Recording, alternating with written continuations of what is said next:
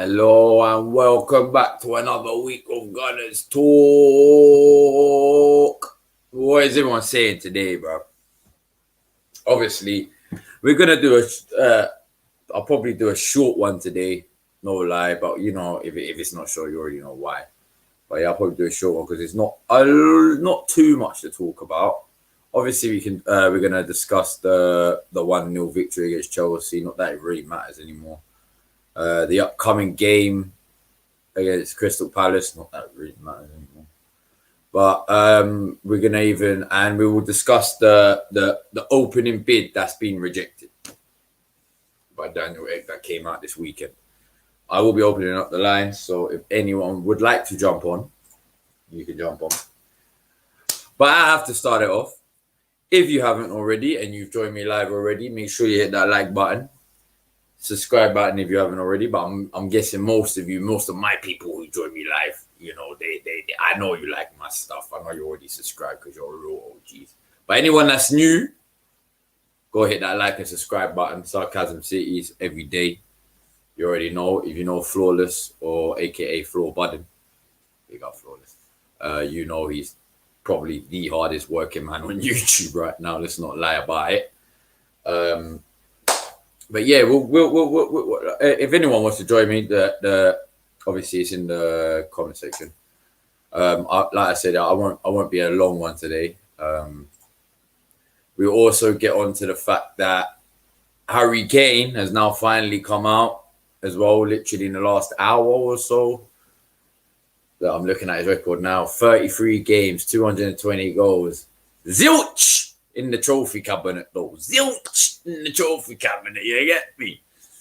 But yeah, we might as well just dive straight into the Chelsea game. Not a lot to talk about. I mean, let's be honest, we were quite lucky. It was just nice to beat Chelsea, unlucky Chelsea. And then we obviously set up a little trend because they lost the final again. They lost the final. Oh, it's another big up final. They lost. Oh, it's okay.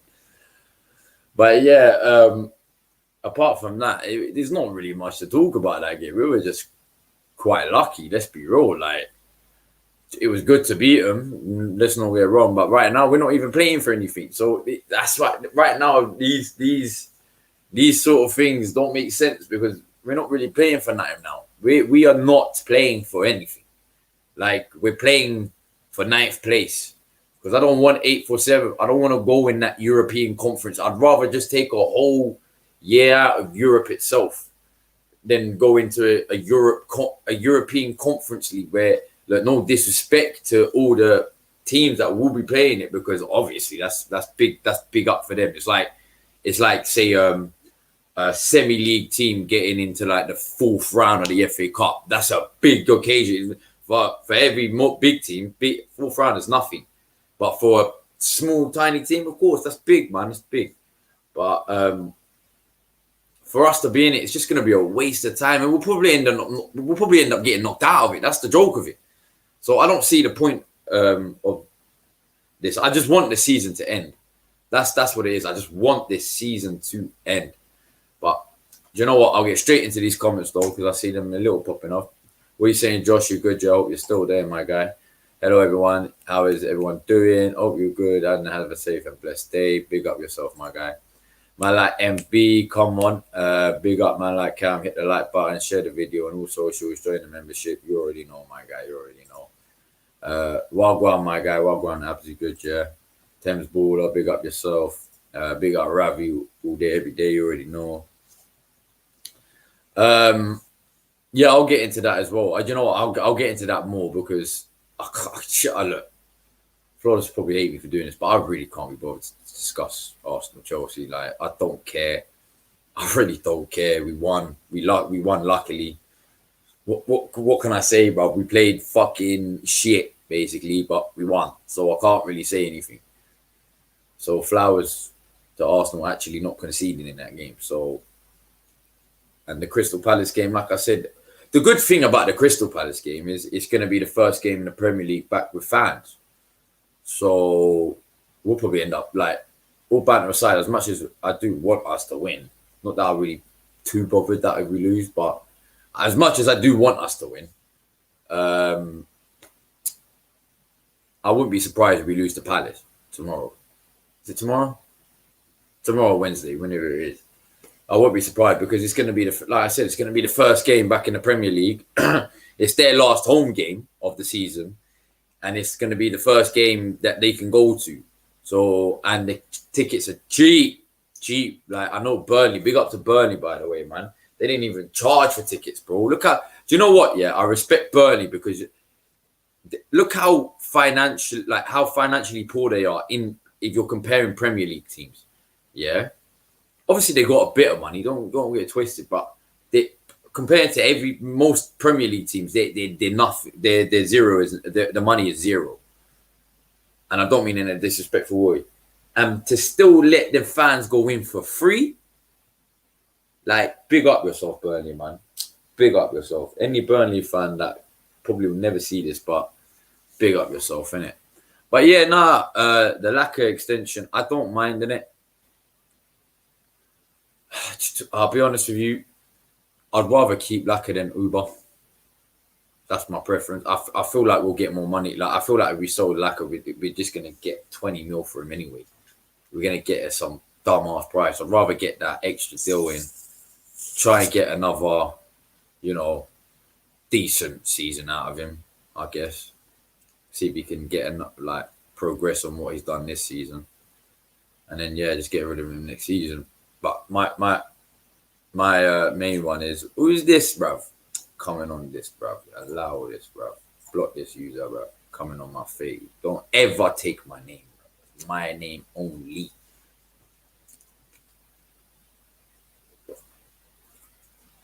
But yeah, man. I'll take the deal. But to be honest with you, we need one of them out. We need one of them out. We need one of them out.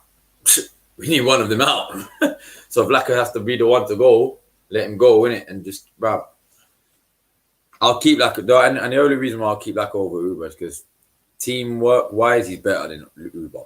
Uber's just a goal scorer. And he hasn't even been that this season like that. So, team-wise, I'll keep Laka over Uber. But it is what it is. Oh, so I've just dropped lemonade. Not bad. But yeah, man. Cam, Willian is leaving as well. Let's throw a party. One of the most useless. Bruv, but you know what? Yeah, in a way, it was a smart move if he does leave because we signed him on a free. If we can sell him for 15 mil, we've made a profit out of him. All right, it's only about 2.5 mil, but because obviously his 1 year, it's like 13 mil in a 1 year contract. Like, fuck that. But yeah, we can get him for like 15, 20 mil. And these MLS clubs will pay as well. That's a good thing. These MLS clubs will pay this money, bro. So, yeah, get rid of him. Bring up that party, TTT, so whatever it's called. Big up yourself, Afterling skills. Calm one. From Invincibles to top 4 to Europa League, now Europa Conference League. How the mighty have fallen, big up, Cap. Trust me. We've gone. I said it at the start of the season. Arsenal have gone from a title challenging team to a Big 4 team to a top 6 team to now a top 10 team. But I've got a guest on right now, Abdullah. What are you saying, bro? You good, yeah? Yeah, I'm good still. Walk on for you, bro. Well done, my guy. You good, yeah? All right, one sec, bro. I'm just, camera's on settings. You see it. But what are you telling me, bro? You good, yeah? Yeah, I'm calm. So what's this? So you reckon you might sell Willian in the summer then? That's good. We shafted you for him still, to be honest. Oh, Carefree Lewis in the chat. He's still upset. He says, "Oh, we're done with the FA Cup." But he's still crying over it, like most Chelsea fans. No, do you know what it is? You know how dead we were, Cam. Are you Chelsea, yeah? Yeah, I'm Chelsea, bro. Now, do you know what it is, yeah? The reason why I got into Chelsea fans specifically, how, out of all fan base, yeah, who is the most they give it to Arsenal? Chelsea and Man United. Exactly. So when we're seeing them lose an FA Cup final, for us, it's just like people say we were celebrating. I wasn't like if you saw my video, I actually wasn't celebrating. I was trolling. You know what I'm saying? If you think that's celebrating, bro, wait until you see a video of me celebrating when Wenger left. That's celebrating. Damn. Yeah. I was trolling. I was like, oh, what? That's trolling, bro. I was trolling, innit? Yeah, I hear that. No, look, big up to Leicester, man. They've replaced Tottenham as a top 6 club. I don't want to hear this. Oh, they replaced Arsenal. Look, at least we've got trophies. They don't. Yeah, facts. You know what it is, Cam? I was one of the few Chelsea fans who told everyone, right, don't get too gassed. We've got a few weeks now where we could make or break our season, yeah? Just keep your heads like composed. Remember, we had flipping super Frankie Lampard. We had flipping, what's his name? You see, now we got Jason Bourne in charge. Before we had Forrest Gump in charge. And I was just thinking, you know what it is? We need to keep it down a bit because last time I like that comparison. Everyone came for us. That's a good. Before we have Forrest Gump in charge, now we got Jason Bourne. That's a bar. Hey. You already know what I'm on, but yeah. Ultimately, I told everyone, just keep quiet. Let's do all the gas talking after the season. And I remember the time when we spanked you in the Europa League final 4-1. Every Chelsea fan was quiet. You could see us. We was quiet on social media. Twitter. Arsenal fans were one talking worse and gassing up everything, even though you was dead for the whole season and bottled top 4. We were the ones who were quiet, and what happened? We slapped you. No, that season really wound me up as well because that was literally ours. You know, when the specification of, you remember how Liverpool bottled the league? It was literally theirs to lose. Top 4 at one point was literally Arsenal's to lose. Like, all they had to do was win. I remember it was like win like 4 or 5 matches. So all they had to do, and they would have confirmed top 4. And they couldn't even do that. I was like, wow. You man had an easy run, and who is it? You had flipping Palace. Yeah, and the joke is that's it. I remember we had the easier out of United. No, was it Chelsea, Tottenham? It was Chelsea. Was Spurs the other one? Yeah, and Man United. It was United, isn't it? Yeah, Chelsea, Arsenal, Man United, Tottenham. Yeah, that was it. Yeah. Out of them 3, we had the easier running. Yeah, facts. We still bottled it.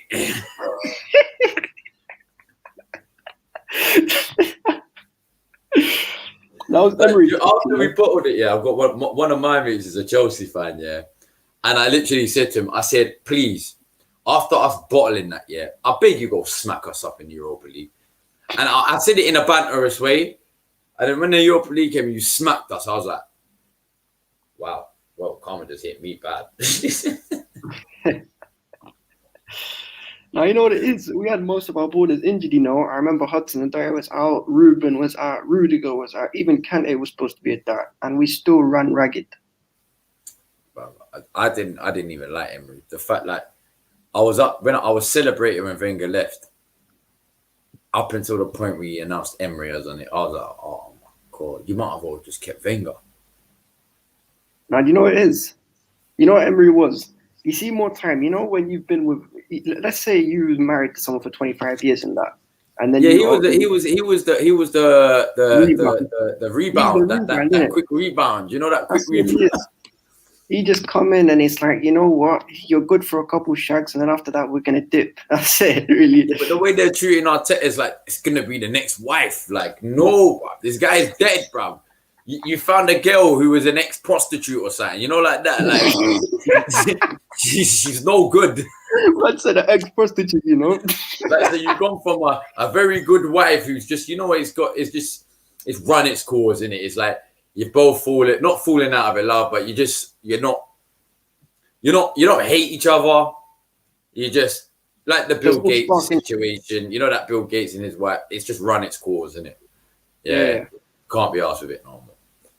Then it went to Emery, who was just that quick, just to make our feelings, go away a little bit. To replace him with to engage, so we replaced Emery and engage. Our next wife is now a stripper / ex-prostitute who we generally think is good for us. Nah, you already know this, bro. I mean, But yeah, no, Ravi, I was going to get to this. Are you surprised about Harry Kane leaving? I'm not. I'm not. But the guy should have left about 2, 3 years ago in my eyes. yeah, facts. You know He what it should is have with left Harry 2, 3 Kane? years ago. You know what it is with Harry 'Cause- Kane, Cam? And Was I don't see him do. Who do you see him what? going to? To be honest, I see him going to either Chelsea. I don't see him going to Man United because they re-signed Cavani, so they won't spend that money on what's his name on another striker. You know how the Glazers been moving. Uh, Man City maybe. He'd probably even go to he'd probably even go a different country. You know where he'd actually ball out just because of how good their team is and how many chances they create. PSG. Imagine Harry Kane at PSG. Yeah, Neymar. but where would he? What would you do with Mbappe then? Is what I do personally. You see how their Four midfielders three like. three thing.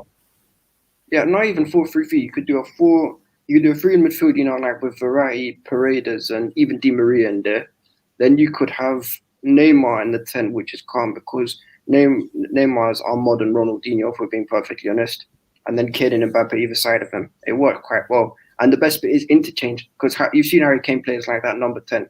So you could just literally move around the front three. It would be peng, to be fair. It'd be scary as well. No, you're right. You're right. PSG would do bits still.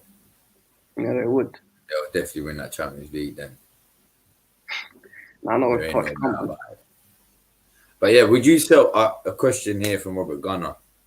Would you sell Party and buy Sander Berge? The good thing is, yeah, if you didn't know, Sander Berge is price has actually automatically gone down. So his what are they called? Oh, what are they called? Market value. No, not his mark. Well, yeah, his market value, but the fact they had what are they called, man? The word's gone right out my mouth. I've got Aslan here as well, man. What are you saying, Aslan? You good, yeah? What's good, Cam? What's good, Abdullah? What are we saying, Aslan, my bro? What one? Good, bro. But yeah, no, he's got he had a £40 million basically transfer on him, but now that's gonna go down to 12 million or something like that. So I wouldn't even sell Party. Sell Xhaka. Look, give Party another year. As much as I don't rate him, just give him another year. There's no point spending 40 bloody million on a player to sell him the next year for like, do you know what I mean? Like, there's no point. I'll give Party another year. I'd sell Xhaka. Don't bring back Ceballos. I wouldn't even bring back Odegaard, to be honest. He had a little nice bounce, but I haven't seen nothing else since then. Like, he's not really been a standout player. Like, if anything, we just need someone to back up Smith Rowe, in my opinion. Because Smith Rowe looks like he's going to be a great. But Cam, don't you feel that like as much as like Saka and Smith Rowe have been doing well this season, yeah? Do you honestly feel like them being at their age, what, like 19, 20, should that amount of pressure be on their shoulders for them to carry the club, the team, to like push on towards top 4 and eventually like challenge for the league? Because like the way I see it, like we don't have established quality players for them to look up to. Like look at Foden. Like this guy has been managed very well by Pep. He hasn't been overused like how Arteta has overused Saka. He's giving him like 10 minutes, 15 minutes here and there, and then eventually. I didn't say one thing. Ryan, you flip flop, bruv. What is this, bruv? Last week, bun salad. No. Now you're Egyptian king, yeah. This guy. A man said Alisson is a better striker than Afrodayang, man. Yo, these Liverpool. You know, Alisson's on the same amount of goals as Willian right now. Oh God, crazy, isn't it? Jackie Jackson. Yeah, sorry, go on. Sorry, continue. Yeah, so like, bro, like, look, I'm not saying we're gonna go and spend stupid money and then we have a God-given right to win the league, bro. I want us to get to a stage where we are flirting in the top 4, but then eventually challenging. Like, for far too long, we've accepted. Well, I wouldn't say accepted. We've seen mediocrity within our club, and that's obviously you can only point 2 hands at the ownership for that, because they set the ambition, they set the direction, and their neglect in terms of keeping their focus on Arsenal, always being over the pond and not here physically. Like people at boardroom level and at a managerial level are too comfortable, and this is gonna. Spurs would take. I know they wouldn't yet, but do you think Spurs would take, say, like an 80 to 90 million pound plus Aubameyang or Lacazette deal, bruv? Nah. So Campbell, man, like Heady 3 in the cut. You love to see it. Good, yeah. But yeah, no, keep going. Yeah, no, I agree with what you're saying as well, man.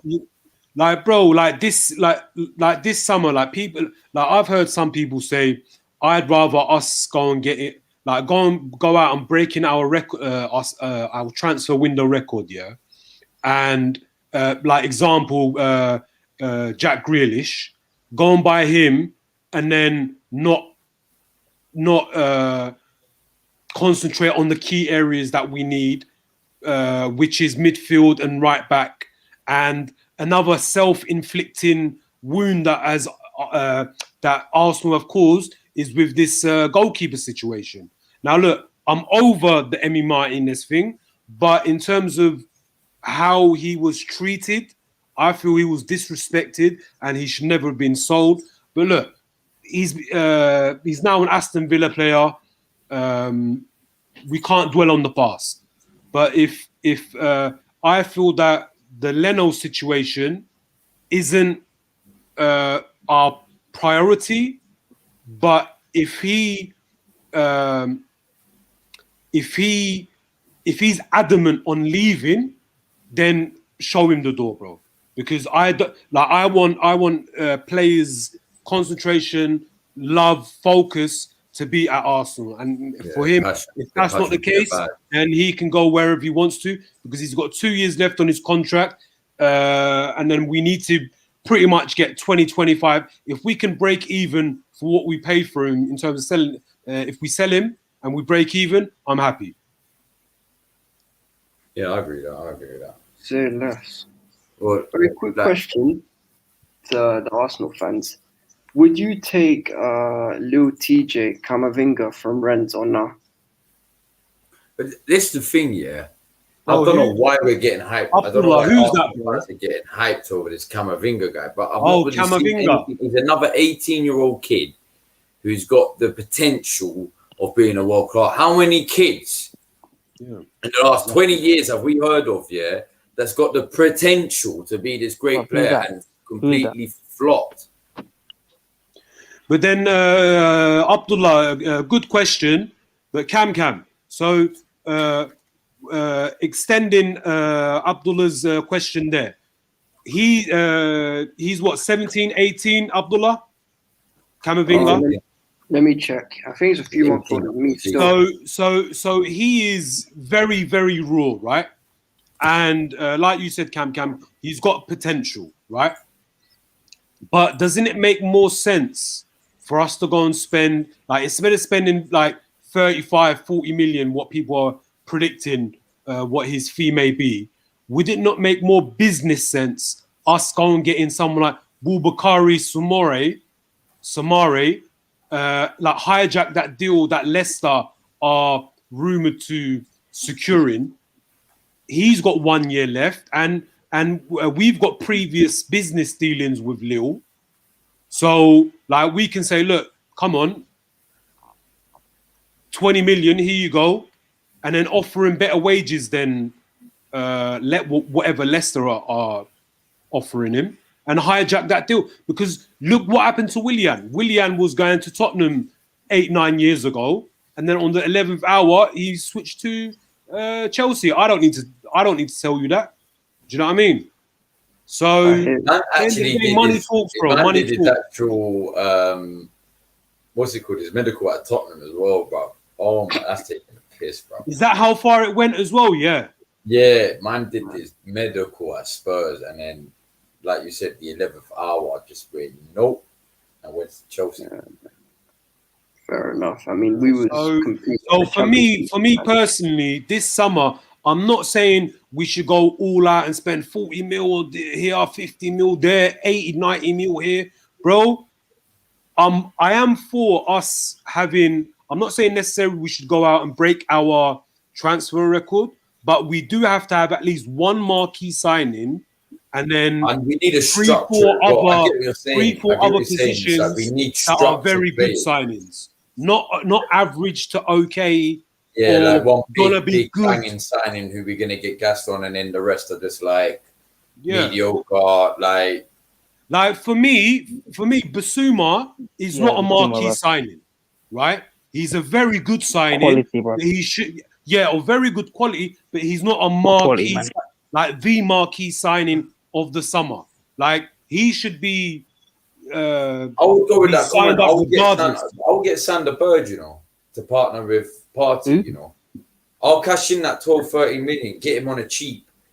Who's that? Try and Partey for next season. As long as we get rid of Xhaka, and obviously we're not going to bring back Ceballos. We already know that.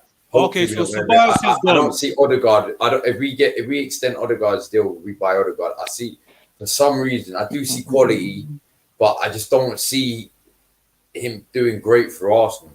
I could be totally wrong, but I just don't see him being great for Arsenal.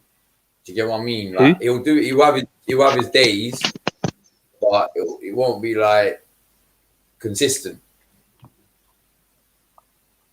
Yeah, I hear that. All right, where'd Josh go? Bro, I would be up for, for me, the only midfielders worth keeping is obviously Partey. Anyone saying, "Oh, this guy's a flop," listen, it's his first year. Let's add context. He's been injured a few times. New league, new culture, new everything for him. Yeah, Do you know what? not all players hit the ground running. Like let's just be calm about this. Let's not be reactionary. That's what I said. Look, when he first came in here, I said, "Stop getting overgassed, overhyped to me." He's not as this well. He's not like the Lionel Messi of defensive midfield. The way Arsenal fans were getting gassed on him. I said he's an alright player. He's a decent player, but I see inconsistency in this game. That was my big issue from the get-go. That's when we signed him. Yeah, and I've seen it. Now I'm not necessarily saying go and sell Partey. He's been the biggest flop because yes, he's been more of a flop than a success, but you can see in his game that he needs a better partnership, basically. For me, Granit Xhaka, the fact that Granit Xhaka looks like better than him right now is just it tells me a lot. But bro, like what I said, I feel like a Sander Berg or maybe a Basuma, but that's what I'm saying. Why would you go spend 40 on Basuma when you can cash in 12 million on Sander Berg, give him a season, see how he does? If he's not great, then obviously fair enough. It's not like you spent 40 bloody million on him. Do you know what I'm saying? A lower team will take Sander Berg and they'll pay the 20 million. Yeah, for me, Sheffield United are being relegated. So for me, we shouldn't be paying more than 15 mil for him. Yeah, no. Depending on how long he's got on his contract. I would catch in for that 12, 13 mil and get him now. Anything over 15. He's a tall physical player and he's got quick feet as well. So the way I see it, those attributes El Nene doesn't have, bro. El Nene doesn't have those attributes. He doesn't have quick feet. He doesn't have an eye for a pass. Yeah, he's just a safe player. And I'm like I'm sad to see that. Like I would rather of see El Nene leave on not being the quality that we require as a club, rather than being sold because of what he done on social media. Like I'm not gonna go into politics because I want us to stick to football, but you guys know what I'm on about.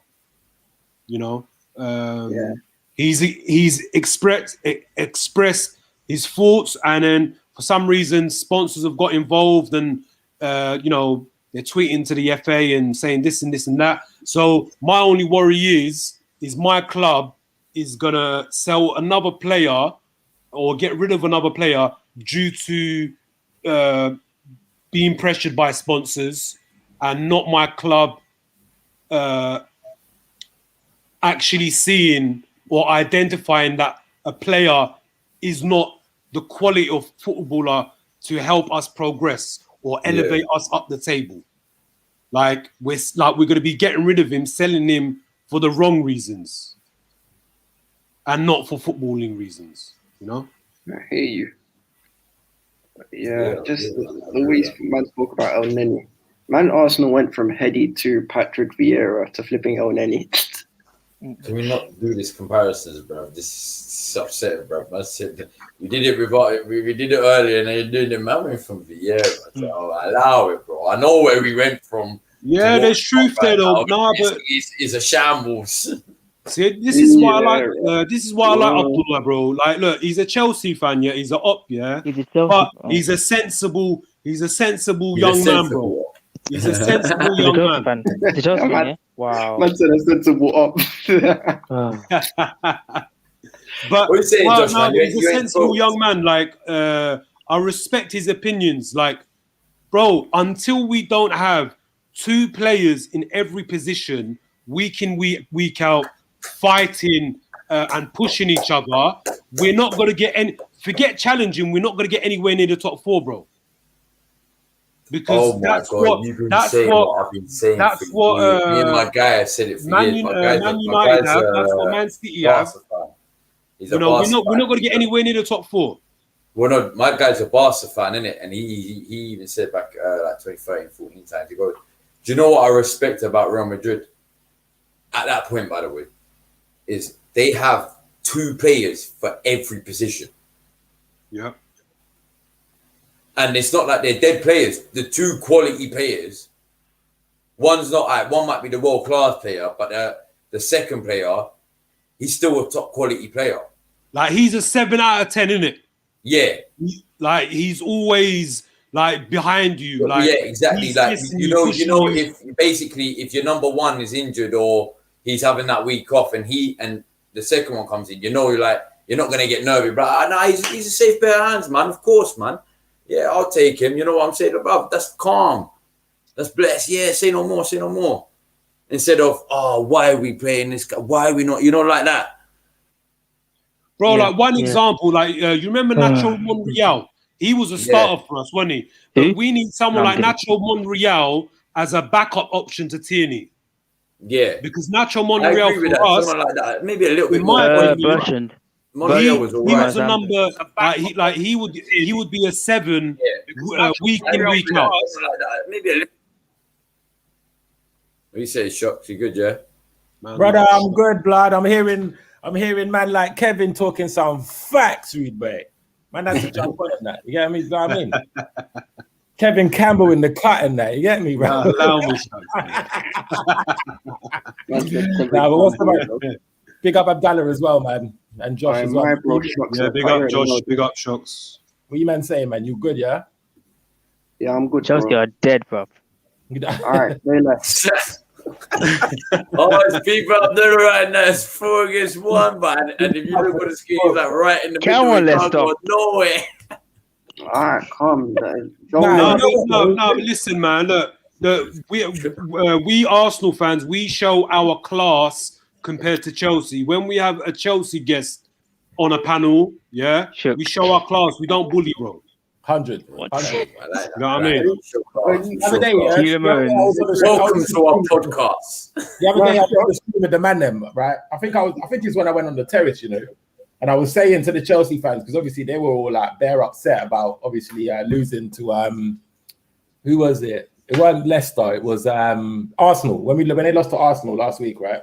And they were just like, oh yeah, you know, obviously they put it your time with it. Take your time. Man said take your time with it. They all put it down to saying that it's fluke and that, innit? Like, so I'm like, listen, yeah, at the end of the day, Arsenal did the back three thing, innit? Like, when Arsenal actually play with a back three, we're actually quite successful in the terms of the results that we get in regards to who we play against the big six and stuff like that, innit? Kind of thing, innit?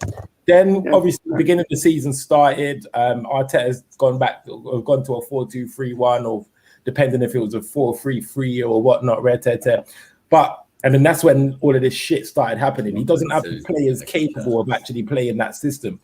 What Arteta should have done in this situation was actually tendered to the players he does have to find. If he's so much of a good coach, what you do is you find a system that works for them all, so you can actually play ball and win the games, innit? Like, it could have even been the scruffy 1-1s and the 1-0s and you know, some shit boring games and stuff, but as long as you're getting results on the actual table. Now, the thing with Chelsea, what they've done is, they got so gassed because they had a new manager bounce like no one ever had, ever. Right. Well, yeah, maybe some other people have, innit? But they've had it to the highest degree. You don't agree, Abdullah? Yeah, I do. Let me just finish the point then anyway, basically. What I'm trying to say is that, see, obviously you've had a loss against West Brom, right? Now, we all put that West Brom... Oh my God, West Brom. This is here to back you though, my guy, yeah? Because to put it down to that, the only reason you guys lost the way you did to West Brom is because you had a man sent off. Facts, innit? Well, that's what I'm going to put it down to anyway. It wasn't just... not. You know what? Excuses, man. You're being too nice.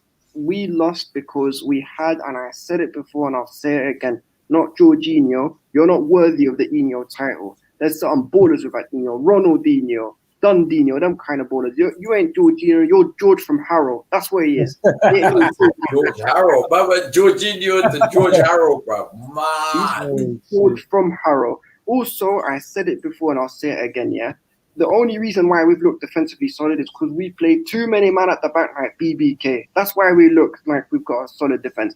In reality, you play a back four and you'll see we're rubbish. Even Shocks is being nice and that, and I told everyone from the start, don't get gassed, keep it calm, wait till the end of the season, then we can go on the Twitter raid. But what happened? Lewis has gone on, all the man like Monster and Gem have gone on, and everyone's just been chatting was, and that's come back to bite us at the arse in the worst possible time. And for fans like me who've kept quiet and just said, listen, let's do our thing, it's over, man. It's an F3. Abdullah, can I ask you, if Chelsea don't win the Champions League and if they just scrape finish in the top four, would you say you've had a successful season? Well, being as Frank Sinatra, you know, the CTAC, Frank Sinatra was our manager, and he had us in mid-table, doing up mid-table sayings. Then the fact that we got to a Champions League final in the first place is good in itself. But if you deep it, it's also, you have to add context to it from when Tuchel's come in. From Tuchel's perspective, it's good. I just saw you do that on Twitter, bro. You know, there's a little delay in it. Yeah. I was following Twitter and I just see that. I'm like, are you on camera now? Yeah. I mean, yeah, it depends how you look at it. There's multiple ways of looking at it because, you know, he's got players like Ben and Jerry's ice cream at left wing back playing well. He's got, you know, he had George from Harrow, as I said, playing well. He had flipping Tyrese Gibson, the Kante in midfield, who was died on a Lampard, back to his best. But then it'd be sad to lose a Champs final because, you know, everyone wants to win the Champs. It's the biggest club competition in the world, although the Premier is still better. Thank you. See, this is why I say you're a sensible Chelsea fan, or just a football fan in general. Do you know what I mean? But no, like me, because correct me if I'm wrong, Abdullah. When Tuchel came in, wasn't Chelsea behind Arsenal when the club fired? We were in front, we were about to catch you. We was about to catch you, innit? We were like a point or two behind. Like we were like a point or two behind them. So but like weren't we like kind of like neck and neck mid-table? Yeah. There was a point where we were neck and neck, like like a point. What were we 10th and Chelsea were 9th, and that's when Roman pulled the trigger. Yeah, Roman pinned Uncle Okay, Frank. so like honestly, like if that happens, and I hope and pray it does, obviously from an Arsenal perspective, I hope you don't win the Champions League. But even though, say you don't win, if you do lose in both cup finals, but you still make it into the top 4, I think to go from near enough mid-table to securing Champions League for next season, with a manager who's only been here, just after January, or? Yeah, he came in. He actually on my birthday still, 19th of January. Jeez. Okay, so within That's half a week, a season. For that day, innit? I bet you were gassed. A week Yeah, it before. was. You know what though? In saying that though, Aslan, that's a sick point you make there, innit? That's what I was trying to kind of get to before, innit? Yeah. So again, like when I was saying that these men lost to Burnley, right? West Brom, 5-2, and that they're gonna put it down to it being that, one man got sent off, he never changed the tactics, boom. That's the outcome of it, innit? You see, the reason why this is different now, innit, is because Arsenal have beaten Chelsea, and there's no excuses because Chelsea are so much higher than us. Their fans have been getting onto us saying how shit we are. Like, even I reckon the players would have even said that, you know what, Arsenal was shit. We need to do this. For them to come out with a loss from that game there, how nobody knows how Tuchel bounces back after a defeat. Now, what we can see right now is it ain't looking too good. When they bounce back from a defeat, which was to us, they had a final on Saturday, and they ain't bouncing back too good. I saw you lot are playing Leicester tomorrow, innit? Is it tomorrow or Wednesday? Right? If Leicester win that game, they are certified in the top 4. Then Liverpool have 2 games in hand. No, they play the same number of games as us. No. Yeah, they have. Trust me, Yeah, they have. everyone's on the same. Have they? Yeah, everyone's on 36 games 36. played, right? Okay, so everyone's got 2 games left now. Yeah, because this next weekend is the last weekend. The innit? last thing, right? Okay, yeah. No, but Shots, even if Leicester draw against Chelsea and Liverpool win, then Chelsea Liverpool are more likely to secure top 4. Yeah. Chelsea, this is nervous right this now. just innit? goes- You're hella nervous right now. This is what I'm trying to say. Before they were all on their high horse talking about, bro, these men were talking of like the Champions They were League. gigs. They were talking the hardest. They were talking the absolute hardest, bro. They came in. If you're talking the hardest, hey, bro, they came in like gigs right now.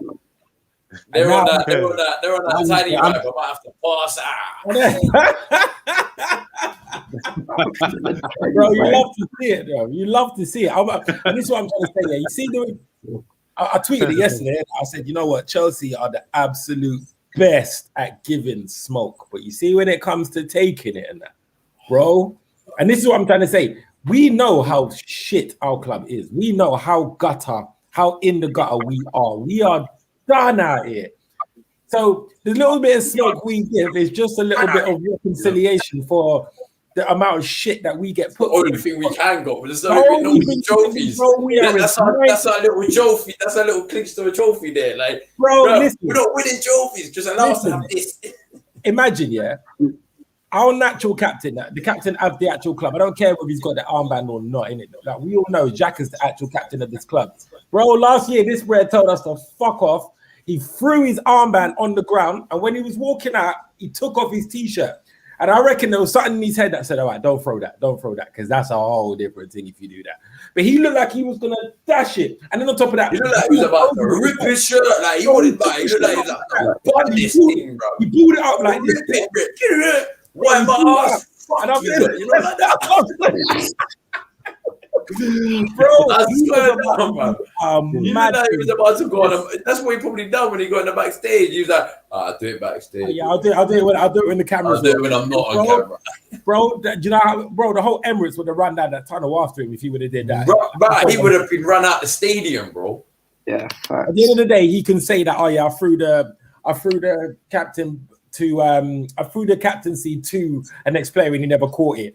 And the fuck off thing was out of frustration for everyone threatening my kids and my baby mums and all of that. Fair play. The second, you ball up the shirt and throw it on the floor and then walk over it and stuff, there's no coming back from that. Like he knew, innit? He knew. He was taking his sweet ass time in walking off because he was being substituted. He's the captain. At that time, what were we losing? Or was it? Yeah, we was losing. You know what I mean? So like as a captain, he should be like sprinting towards the touchline like Usain Bolt, bro. Yeah, 100%. But he was taking his sweet ass time, and then that's why the fans were getting on him. Yeah, 100%. Same thing like what Ozil did in Baku, innit? Yeah. Same thing, bro. Exact same thing. Yeah, I understand why the fans got onto him. Plus, they didn't like him anyway, innit? But really and truly, I would have been like, yo, you know what? I'm getting off this fucking because I've had a stinker. I'm getting off this field as soon as possible. His friends walking like to say, yeah, he's got bare time and that. I'm like, nah. You're taking the piss, my guys. You're taking the piss. Bro, their attitudes stank. At that moment in time, their attitudes stank. And you know, they're supposed to be like the senior players who should be like setting the example for the youngsters.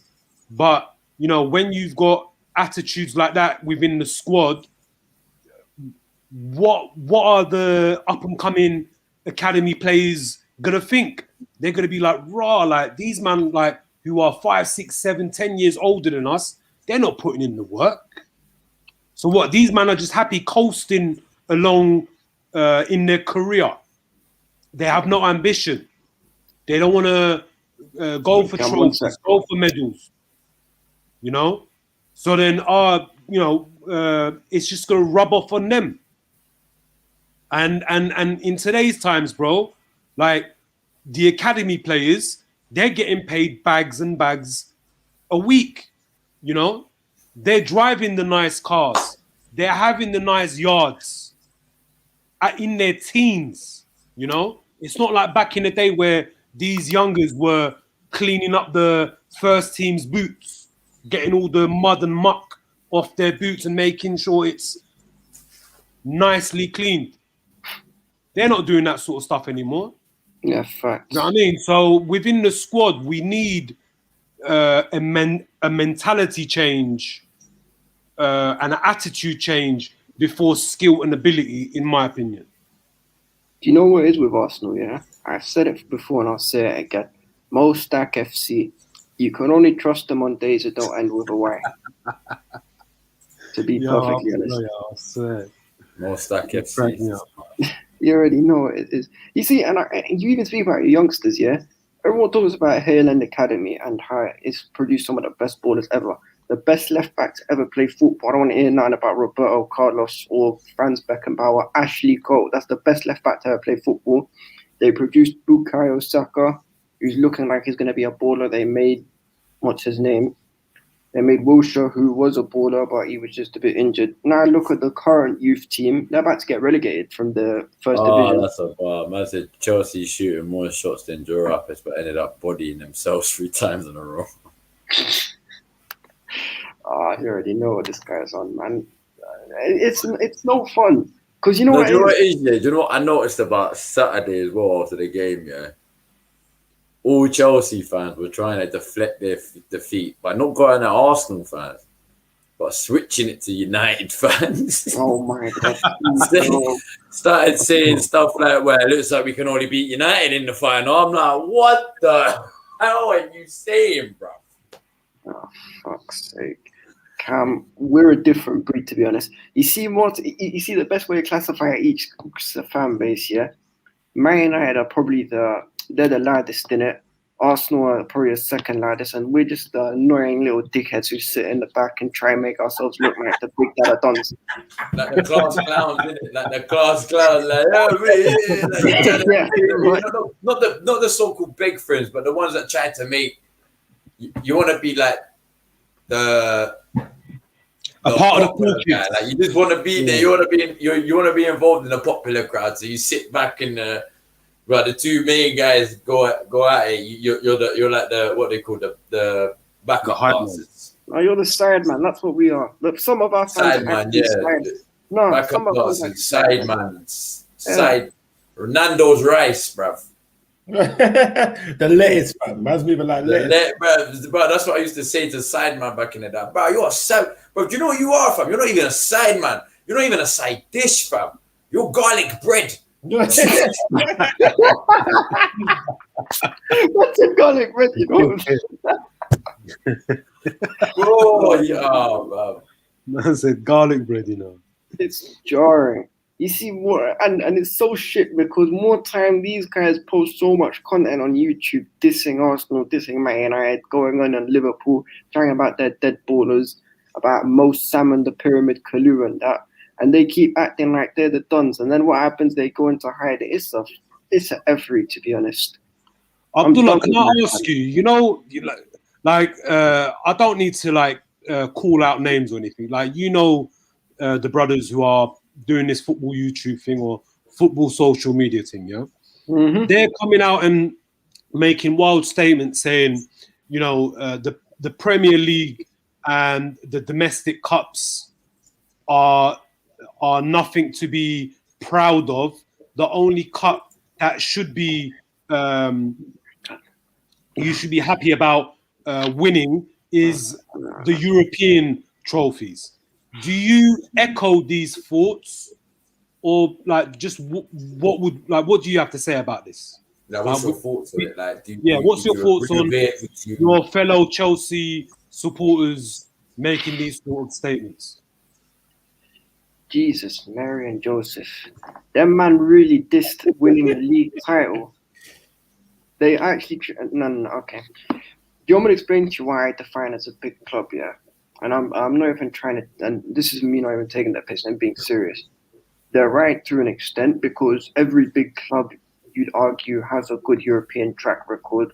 Arsenal seem to be the only anomaly because you ain't done nothing on Europe. Yeah, on nothing like Young and Sneak, bro. But you see with us, yeah? Do you know what I hate about Arsenal, though?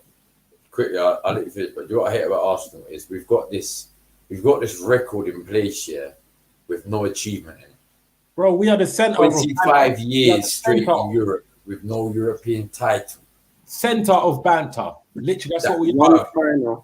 If that don't, Bob, are you not? No. Listen, I'm gonna say it again. Quarter of a century. Yeah, with nothing to show for it. but two final defeats. Nah, stop it. Just stop, please. But as soon as I said quarter of a century, it wasn't 25, but as soon as I said quarter, man really, really deep to like, yo, shit, yeah, that's mad, you know. Because it's mad when you deep it, fam. But I shocked. When you turned 25, what was the big joke going about? Bro, when I turned 25 10 years ago, blood. I told you. But when you turned 25, yeah, when you went at that point, what was you like? Say girls or your guys, or whatever, were they banner? Oh, you're quarter of a century. Oh, you're there. Oh, you're quarter of a century. Oh, yeah. I know what you mean, bro. I was trying to. And it makes you feel, when they say quarter of a century, it makes you feel older than the actual age of 25. Yeah. It does. It boosts the bands, bro. It's fucked. It is fucked. I know what you mean. Like, a quarter of a century. Like, all right, take for instance this, yeah.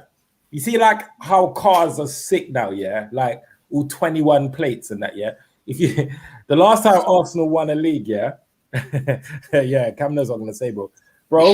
They were using license plates like W625. It was bro. Man's listen. Yeah, bro. The years were determined by the alphabet, bro. That was it, man. If I go back, they were still using alphabet for years. They wouldn't actually be using number for years. There's no numbers in that. You know, like now you look at license plate, yeah, there's like 2 letters and then the number of the year it was born, it was made in that. Back then, it was just a W and then it was bare numbers, bro. Like a fucking or Y, W or Y. Depending on the year, bro. 5, 4, 7, 3, 2, WG at the end or something. put it this way, innit? I don't think the cars back then even have electric windows, blood. So when you start looking at it like that and that, yeah, right? These are nah, it's fucked, bro. It's fucked. Like,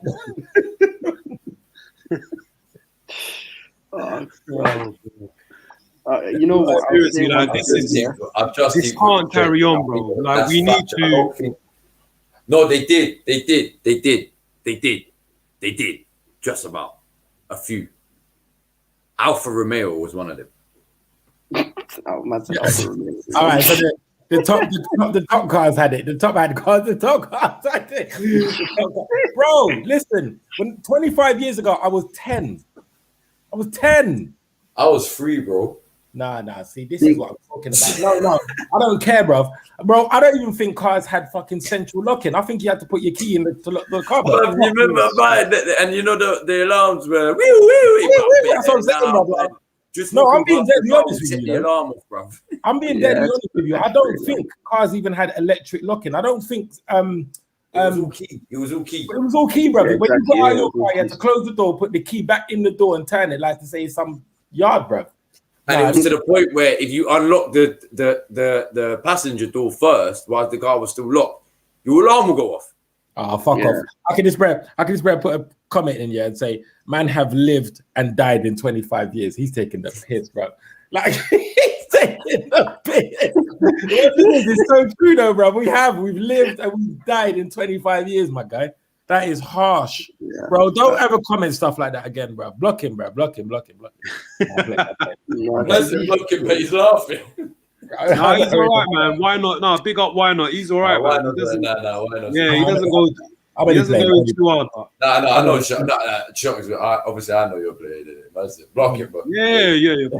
Look at this pagan. Why are you making me feel upset? Look at this guy. My mum drove a Nissan Primera. Reg, JK175. Bro, this Reg. No, my mum actually drove an Alfa Romeo, but it had one of them number plates. They've always been lit. They're ahead. Yeah, but it had one of them number plates. What? The not an 01 or 02 or 03. Bro. The WY 25 numbers in between another letter, bro. Literally, it was mad. Back in the day, it was mad, innit? Yeah. Even the Nissan Mike, bro. Do you remember the Nissan? Bro, we're talking when Renault Clios. Do you remember the original Renault Clio shells, bro? Yeah, blood. And do you remember the original ones? They used to bang, bro. When you look at cars now, yeah, they're very rounded off. Like they're very kind of round, innit? Like back then, all cars were square. Like square, bro. The back of the car was like this. That's it. Just and the top of it like you know when you go on a night out, yeah, and you see a girl wearing a dress with no ass, yeah, you go, blood. I can iron my clothes on her, bro. Literally, straight, bro. Everything was just like it was, bro. It was so mad. Now they started rounding up. Now it's like, bro, the car. Oh my god, it all makes sense, bro. It all makes sense. I've just realized. Now you said that, it all makes sense. You see what girls are doing nowadays. Yeah. They're getting the big wonders. Yeah. They're adding the big wonders. This is what these car manufacturers are doing, fam. They're like, they're not looking. What did they? I remember back in the cars are getting BBLs now. I was talking to a car manufacturer, innit? I remember years ago, and I was talking to getting BBLs, bro, body kits and that, innit? Yeah, man. No, but I was talking to a car manufacturer back in the day, innit? No, that's what I'm saying. I was talking to a car, and they used to say with the top cars, yeah, with cars, most of them they design it on a specific woman. Oh no, that's peak, man. Yeah, not like famous people that we would probably know, but like at that precise moment, maybe the main manufacturer of a car has got this specific girl in his head that he's seen on the street. They might not even know each other like that. But he's got this. So his vision for his car is that woman. So like, you get what I'm saying. So if you see all these cars now, they're nice, bro. They got the big ass lights. With Yeah, they got the slim tender body, and then when it gets to the back, they got the big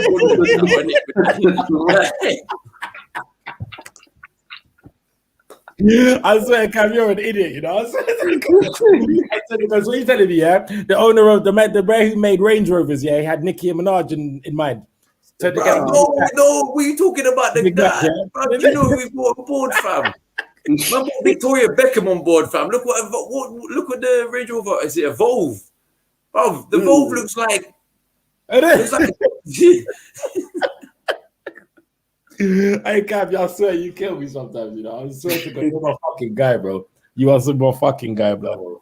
Nah, but we've gone well off topic, fam. I know, bro. We've talked about the maddest things just now. Like, we talk about cars on the Arsenal, but see, that's how dead the season is for us. We talk about cars on the Arsenal. That's literally right. It's like even right now, we have nothing to play for, bro. Like these men are talking. Although, you know, I looked at the table, yeah. Well, now that Liverpool have just think. What West Ham drew their last game, innit? So they're on 50. I think they're on 50. The drip from West Ham in recent weeks has been mad, you know. It's mad. West Ham have done what Leicester did last season. No, but this is worse. This is a little bit. This is a bit worse than Leicester. A little. Why do you think it's worse? Because you know what did Leicester finish? Fifth. Leicester finished fifth. You know what it is with Leicester? Fifth. They lost. West Ham. Well, actually, no, tell a lie. Yeah, but West Ham have lost a lot of players as well. No, Leicester they lost Rice was for a very long time. And Antonio. Maybe Leicester's might have been a bit worse, you know. I think so, because they were cemented second for time last year. They were actually top four for the longest. Whereas West Ham, long time, bro. And they were fighting big numbers. Didn't they beat Southampton 9-0? They did, didn't it? They were beating teams. They smoked Southampton. Yeah, they did. They smoked Southampton, bro. They Shots. They put Southampton in what we like to call a motherfucking spliff. They roasted them up, blood. They lit them up. Oh, that was. Do you know what that spliff was, fam? That was a blunt, fam. That wasn't a spliff. That was a blunt. They rolled them in a blunt, fam. They smoked that backward blunt, fam. I'm telling you. That backward blunt, you know. Wait, now on that, Ralph Hasenhüttl has to be the most overrated manager in the league. He's lost 9-0 twice. Hasenhüttl, the Southampton manager. He has to be the most. I see why people like him. I like him. I do like him, but I think I see what you mean. Like, I think people overhype him a bit too much. Yes, I agree. Than what he is. Like, he's suitable for that kind of management. Can I see him being in a bigger club? I can, but will he do well? That's another story that Well, the thing is, though, I only come to realize as well. He was Leipzig's manager, wasn't he? Before he went to Southampton. Yeah, he was Leipzig's manager. I didn't even realize that, you know. And that would have been the time when we would have been like, right, Leipzig are actually doing bits before this Nagelsmann and all of that kind of stuff. It would have been at a time. Then to obviously go to Southampton, we know that this player is not going to win the league with this guy, but he had them top of the league this season. I think New Year's Day they were top of the league, bro. I think it's the first time in their history they've ever been top of the Premier League or something like that. So that's good, but we do know that 9-0 is around the corner. I do personally think he's a brilliant manager, but I don't think this is rich coming from me right now, innit? But I don't think someone like Arsenal would be his next step. I think someone like Everton, and not even to take the piss, I even think Tottenham as well, like would be a good. I mean, don't forget where Poch came from. He came from Southampton, bro. Do you know what I mean? And back then, no Arsenal fan would have said, "Oh, let's get Poch." Bro, imagine what Poch would have done with us. We would be all right, bro. We would have done better than Tottenham. We would have probably. And on top of that, he would have never got sacked. Tottenham only sacked him because they're saying Poch couldn't get them over. We would have won that final if we had if it was Arsenal. Oh, no, please, no. Whoa. The Champions League final. We would have smacked Liverpool up. Yeah, I don't know about that. No, the starters. Oh my God. Although to be fair, let's be perfect. Lacazette with a hat trick in the final. What are you talking about? Whatever. See that loud pack that said you smoking? You need to. I ain't smoked it yet, bro. That's why. That's why I'm talking like this. I ain't smoked it yet. That's why I'm talking outrageous shit, baby. Arsenal to win the league next season, guys. You know. He would have won us to Europa. He would have won it to Europa. I believe so. He would have won the Europa. Man, after saying 49 undefeated, now go on. You're a dickhead. You're a dickhead. Oh yeah, Dalla, what's your Twitter, bro? Man, don't have Twitter. That place is toxic, bro. Yeah, good shout. I thought I was bugging. I'm bare searching for your name in that, and I'm like, wait, what? Am I not following up? Being stalked, Abdullah. You know what it is? I was gonna tweet the show in it, saying, "Yo, come check us out," and that in it. Like, but I was looking for a Dalla for time. I'm like, nah. Am I bugging? But that's cool. That's cool. That's like, I'm not about. Have I smoked too much? That's what I'm saying. He ain't smoked yet. Have I smoked too much? I ain't smoked yet. I usually smoke like proper late, innit? So the more time when I'm on them Twitter spaces and that's when you can hear I'm burning it down. That's when you'll hear me. You'll hear my voice go from high pitch to just lazy, like lazy. But you know when I'm high and I'm like, yeah, what are you saying, guys? You good? Yeah, everything. Yeah, that's what I'm saying. But yeah, man. But yeah, no. To end the show, I was gonna obviously talk about. Obviously, Daniel Ek came out saying that obviously Stan Kroenke's rejected a bid, the £1.8 million bid or whatever it was. What's your thought? Like, I want to get everyone else's thoughts. Do you think that's just going to be it? You think that's just one of them where it's just for the media? Like, we will probably hear some more, but in the future, like, go on. I'll go with Abdullah first, being an outsider of this whole thing. I said it before and I said it for time. Daniel Ek probably won't be able to cop Arsenal because everyone says, his net worth is like 3 billion or something like that. You got to take into consideration the man doesn't have 3 billion in cash. When someone says I am worth 3 billion, more time, about 2.5 billion of that is all in assets. So if you deep it, man was never going to have the cash in hand to go on cop Arsenal, especially when you've got a parasite like Stan Kroenke who's lining his pockets with your money. And this is another thing for the fans who keep spending money on new kits. Don't do it because you're just doing yourselves a disservice. You see, with man like Kroenke, he's got enough money to buy Ek 3 times over if he wanted to, easy. Why would he sell to him? From a financial point, it doesn't make any sense. So that's why I never thought Ek was going to cop Arsenal, because them men have too much money and they're in a strong position right now. All right, but you see, Abdullah, sorry, Aslan, was you going to cut in there or? No, go ahead, bro. Go ahead. Okay, then. Yeah, bless my heart. I think it's actually really important to listen to the wording of everything and the timing of everything Daniel Ek has said and done in relation to this bid, right? So he's come out. When was it? It was yesterday, isn't it? It was the day. So Saturday. He's come out on Saturday and he said it's really important to let the guys know that. And he's read off that statement. He's tweeted the statement, right? Okay, cool. I like what he's done there, innit? Because everyone's starting to ask questions now. Bro, where's Ek? Like, didn't this press say he was gonna bid on the weekend? And Thierry Henry said that. Right. Okay. So the first thing, when the protests were actually kicking in, when it was all lighting up in that stadium, the first thing Daniel Ek did, he turned around and he tweeted. What billionaire do you know that tweets, and says, "I want to buy this billionaire company. I'm a fan of this company and I want to do that." What billionaire tells you their business before they fucking do it? Right, okay.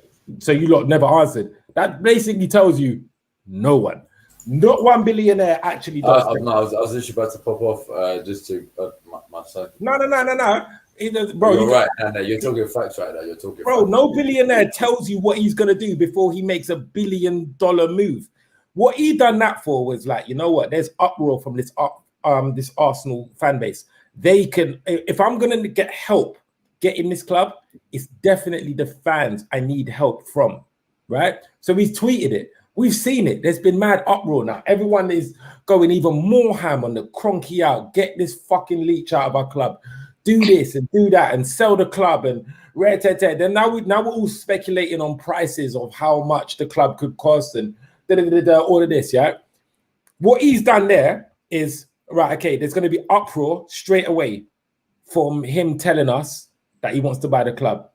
Second of all, if it goes quiet, get man like Thierry Henry to go on Sky Sports and confirm the information. All right. So now what this does is it gets it all rolling again. The tweets are flying out, the protests and da. He's probably seen what the last protest was, you know, like the one where I was at, and it was absolutely shambolic, bruv. Right. So now what he's done is he's come out again now and he said, I have bid this much. I was gonna ask you, can you get down this weekend? Bruv, my girl's having a surprise. Is she watching? Hey, are you watching? I don't know. You know what? No, go on the private chat. Say it on the private chat. Say it on the private chat. I'll tweet you. You're about to bitch shit out, bro. You're about to bitch shit out. You're not gonna. I would just roll up in the living room and start switching at her. Like, are you watching my stream? No. But nah, you know. Man forget to turn his camera off. You'll just see a woman just flying. Just start shaking her up in that, bro, like that. No, I'm only playing. I'm gonna send you the link now, Bruno. I'm gonna send you the link now, innit? Malaguna, yeah, my guy. Malaguna Express, my brother. Yeah. Sorry, let me just carry on with the point anyway. Basically, so like this weekend, Eck has come out and he's put out a statement that he can see that this whole Cronky out thing is going quiet. Bro, what did we do this weekend? We released kits. Have you seen how much fucking fans are saying they're going to buy this kit? So now Eck has turned around and has said, you know what, yeah? Let me just remind these man that I ain't forgotten about them, innit? And now what he's done is he's put out that statement to say, like, guys, I'm trying to get the club, but I need you, man, to keep doing what you're doing, because he knows the second he puts out a statement that's written in some notepad that he's taken a picture of to upload to Twitter. Bro, don't forget, this wasn't a statement that was just... You're gonna check your DMs on Twitter. Cool. Yeah, bro, like he's written this, he's thought about this statement, he's taken a screenshot of it, uploaded it to Twitter, and then posted that. He's letting us know, bro, I am trying, I need you. All right, think about it. He's actually told us the actual proposal. He said, I have submitted this bid, and on top of that, it's going to have the golden share, it's going to have fan participation, and He's telling us, bro, you, man, keep doing what you're doing. And another thing, yeah, is Cronky's response. That billionaires know how to word things, bro. Cronky's response was, we don't need the money. All right, cool, bro. But are you selling? That's if you, bro, listen, yeah. If I had this chair right now I'm sitting on, and I had absolutely no way, no intention of selling this chair, bro, right? If you come and offer me something or the worth of the chair, all I'm gonna tell you is I don't want to sell the chair, and that's final. I'm not selling it. Bro, these men only came back and said, we don't need the money. What that tells you is if we don't need the money, but make us... But I get what you mean. So if say if the chair's like worth like a pinky, and someone's like, I'll give you a pinky for it. I don't want to I'll give you 60. I'm not selling the chair, but if you say, if someone's to come give you a bill, I'll give you 2 bills for it. Yeah, I'll give you 2 bills for the chair, bro. I'm selling this chair, bro. Take the chair, bro.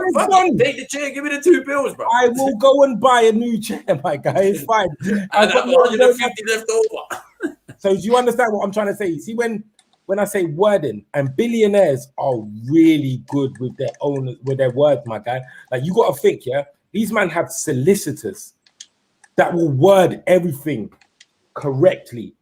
A man said, we don't need the money. Bro, we know you don't need the fucking money, but do you want it? Do you want 3 billion? Yes, because they're billionaires. Of course they want 3 billion. I hear that. Yeah, sorry, that's my little rant. Sorry, when I talk with like bare background logic and yeah. I'm conspiracy. I'm like David Icke, bro. I've got so many conspiracies. To cut my opinion short, I echo and agree totally with everything what Shocks has just said. For me, Eck is doing every move or every information that he's expressing out to the media and to us fans. Yes, it's very calculated and very strategic. That's what I should have said. Strategic. Like all his moves are, basically Ek is playing chess. He's thinking 3, 4, 5 moves ahead. This shit ain't checkers. Do you know what I mean? So this guy, in that short statement, he made two clear points. That he's made a bid, 1, and 2, the Cronkies are saying they don't need the money. So how I've interpreted that is that, look, he's serious about buying the club, and 2, the Cronkies have money to spend. So we as a fan base, we've been unhappy. Yes, they have spent, the evidence is there, but obviously they've given the people in power in the boardroom level who have misspent, who have misrecruited, right? So we now as a fan base, we're expecting, like, if he's making it clear that the Cronkies don't need money, that means the Cronkies have to make a big investment. This so-called war chest that these sport journalists have been taking a mickey out of us, summer in, summer out, they have to go and spend the money. So what Ek is indirectly telling us is for us fans to apply the pressure and continue to stick it on them. But my only worry is we lack the discipline and the commitment and the determination. If we as a fan base don't commit, stay disciplined, we're not gonna apply that pressure, and then eventually Ek, he's gonna get cold feet because he's added 3 of our arguably our best legends at the club, and only so far Henry has gone on to Sky Sports and spoken. But if we carry on applying pressure, next in line would either be Bergkamp or Vieira. So slowly, those I thought that. All I'm saying is, if the takeover does actually happen, not only is the shirts gonna have Spotify on it, our funding is literally gonna be coming, from fucking artists. Why? Do you not realize that our funding is going to be coming from, like, bro, Eminem, bro, the game, bro, anyone who's on Spotify right now, bro. Our rival fans going to boycott Spotify. Are they going to be like now I'm going to go to Apple Music? Bro, all the Arsenal fans are going to be tweeting Beyonce, I beg you, drop your next album, please. I beg you, drop your next album. You just get a bag on them. Hey, fuck Tidal and all that. Just drop it on Spotify.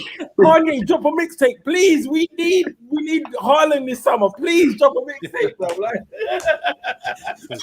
bro, Drake, hey Drake, I know you got them bangers, bro.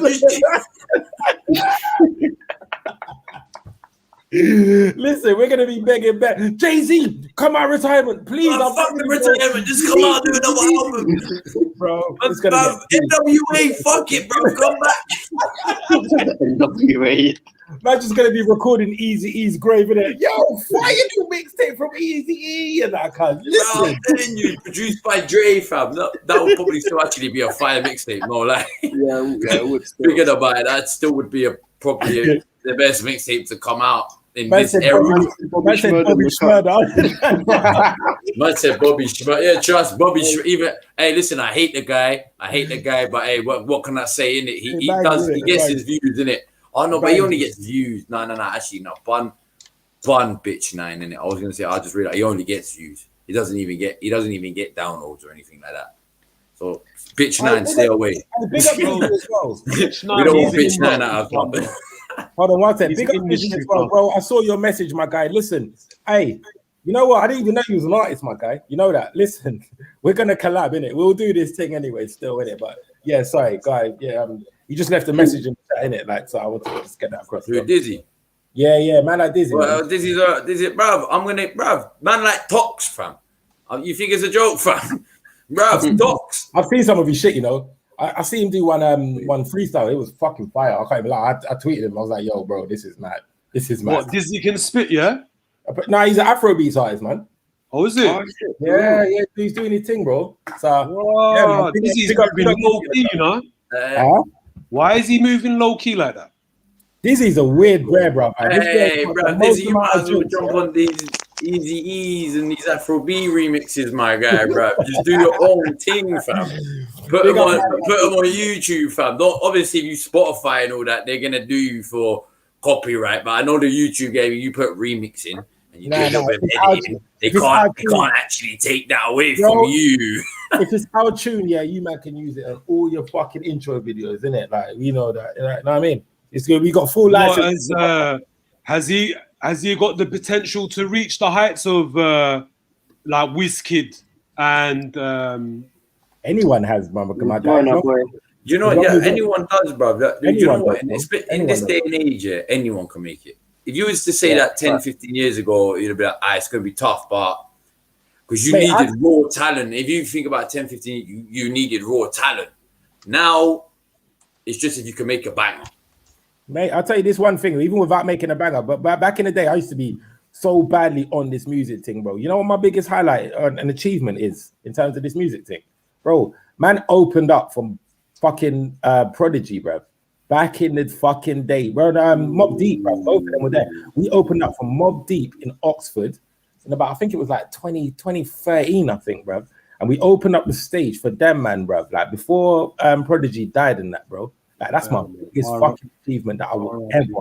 Like, I don't think I can. Do you know what I mean? You can't even match. You know what my biggest achievement is, bro? Is going to Eminem concert at Wembley Stadium. That's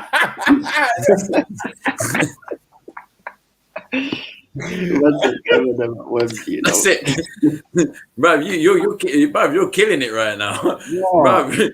You're killing it, Shots, compared to me, bro. I swear down, but nah, Mobb Deep, swear down, bro. Bro, I swear I shit you not, bro. That must be scary, bro. Yes, bro. Imagine like your idols are just there, like the people that why you even listen to rap. They were there, like right there rapping, and you're opening the stage for them, man. It's like, nah, this is unreal. Bro. It was like when I went to Ace Hood. I went to Ace Hood when he came 2013, innit? And it was Jay Spades opened, didn't it, for him? Ace Hood had quite a few, bro. We had quite a few. He had Jay Spades. Ooh, Skepta came out for a song. So Skepta paid homage to him because they actually got a song together. Who? Which Skepta and Ace Hood. What? Did it? Yeah, they have. Yeah, bro. Charlie Sloth premiered it. Oh, right. I didn't even know that, you know. But see, that was Skepta's bigger than we actually even realize, my guy. Like, he's huge. We look at the name and we think, Grime guy. Like, Skepta is massive, bro. But put it this way: all your favorite artists in America know Skepta. Bro, exactly. They know who Skepta is, isn't it? Exactly, bro. Like he is. It's different whether they listen to his music or not. That's different. They just know who he is. They know who Skepta is. They know his name. They know he is a rap/grime artist from the UK, and he's one of the biggest in the UK. Like he is like the Jay-Z sort of standards in the UK, if that makes sense. Because look who he's collabed with, bruv. ASAP Mob. Yeah, I was just with ASAP Rocky. What's that tune? That tune's massive, bro. Dizzy. Nah, he's got to talk. He's got to talk the thing. Come on, stream. You better talk. Listen, you're my stream, and Dizzy, you know man's me. You don't bait them out, Dizzy. Tell us all, fam. Who are you ghostwriting for? Who's the fake side in, bro? You said too much, bro. You should have shut your mouth, cuz you said too much. You said too much. You might as well finish it.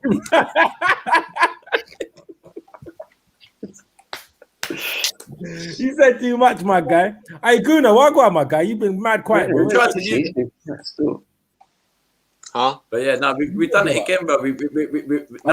First it was cars, now we've gone on to music, bro. Yeah, see, that's how dead Arsenal are right now.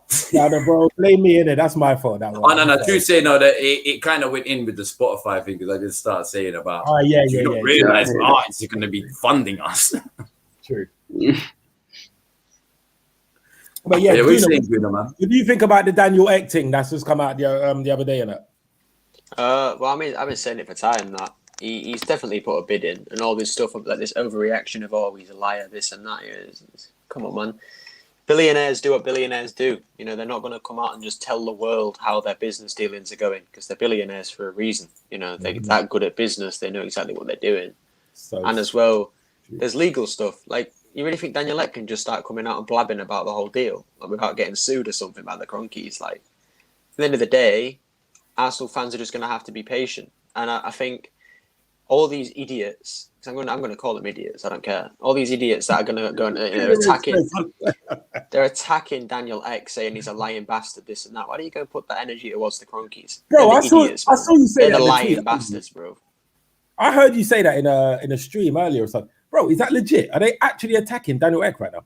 Well, no, like so some people are going. I don't mean like attacking him, like obviously going to his house and that. But yeah, like some people are on Twitter saying, "Oh, he's a liar. He's a liar. He's this and that." And like, obviously, it's a small minority of people, you know. But still, I put the energy on the Cronkies, man. Any negative energy, you know the energy. Get it on the Cronkies. You see these Twitter man having things. I agree, X. I agree, Gunnar. I agree. No, I agree as well. But you know, see these men that have these Twitter fingers. Yeah, you know, you used to see them in real life. They'll just do this to you. Just start giving you a massage over your body, innit? They're typing. They're dissing you, but they're typing because they can't speak because they're too scared to speak. So they're just like, in their mind, they're like, "Fuck you, waste man! I want to fuck you up." You don't know they're saying that because they're like this. You move, you're like, "Oh shit, I'm sorry, I'm sorry, please, I'm sorry. Yo, you're my guy, though. You're my guy." Bro, look, at the time, we had 2 billion. Forget one. We had 2, and the one that left, Alisher Usmanov, he had over like around 30% of a stake or a share at Arsenal. The guy wasn't allowed a seat at the table. This guy was richer than Abramovich, bro. Do you understand? Facts. So, like, this guy was an Arsenal fan, supposedly. But what I don't get is, there's a certain fan organization out there, right, who openly over 10 years ago, were having banners saying, "Hate Usmanov, love Arsenal." Yeah, right? Bro, that's racist. I don't care. That has to like, be racist. Bro, I've got no like. Do you mind me airing them out, or because I ain't got a problem saying? It's not my channel, so ask Karen. I'm just saying, like, shall I keep it low key? You can bait them out, but if it's someone that we all know, like. No, it's within the club, bro. It's within the club. If it's within the club, then man. Do your thing, man. If it's within it's like one of these YouTube, like, you know, someone that's on the channel. Action, bro, even if you go on Google, you type in hate Usmanov, love Arsenal, you're going to see their logo. This fan group is called Red Action, right? Now, ultimately, their role as a fan-based organization is to help create atmosphere within the stadium and to keep majority of our fan base or an extension of our fan base within the loop when this fan group has meetings or talks, conversations with people at boardroom or behind the scenes level, Now, openly, their banner said, "Hate Usmanov, love Arsenal."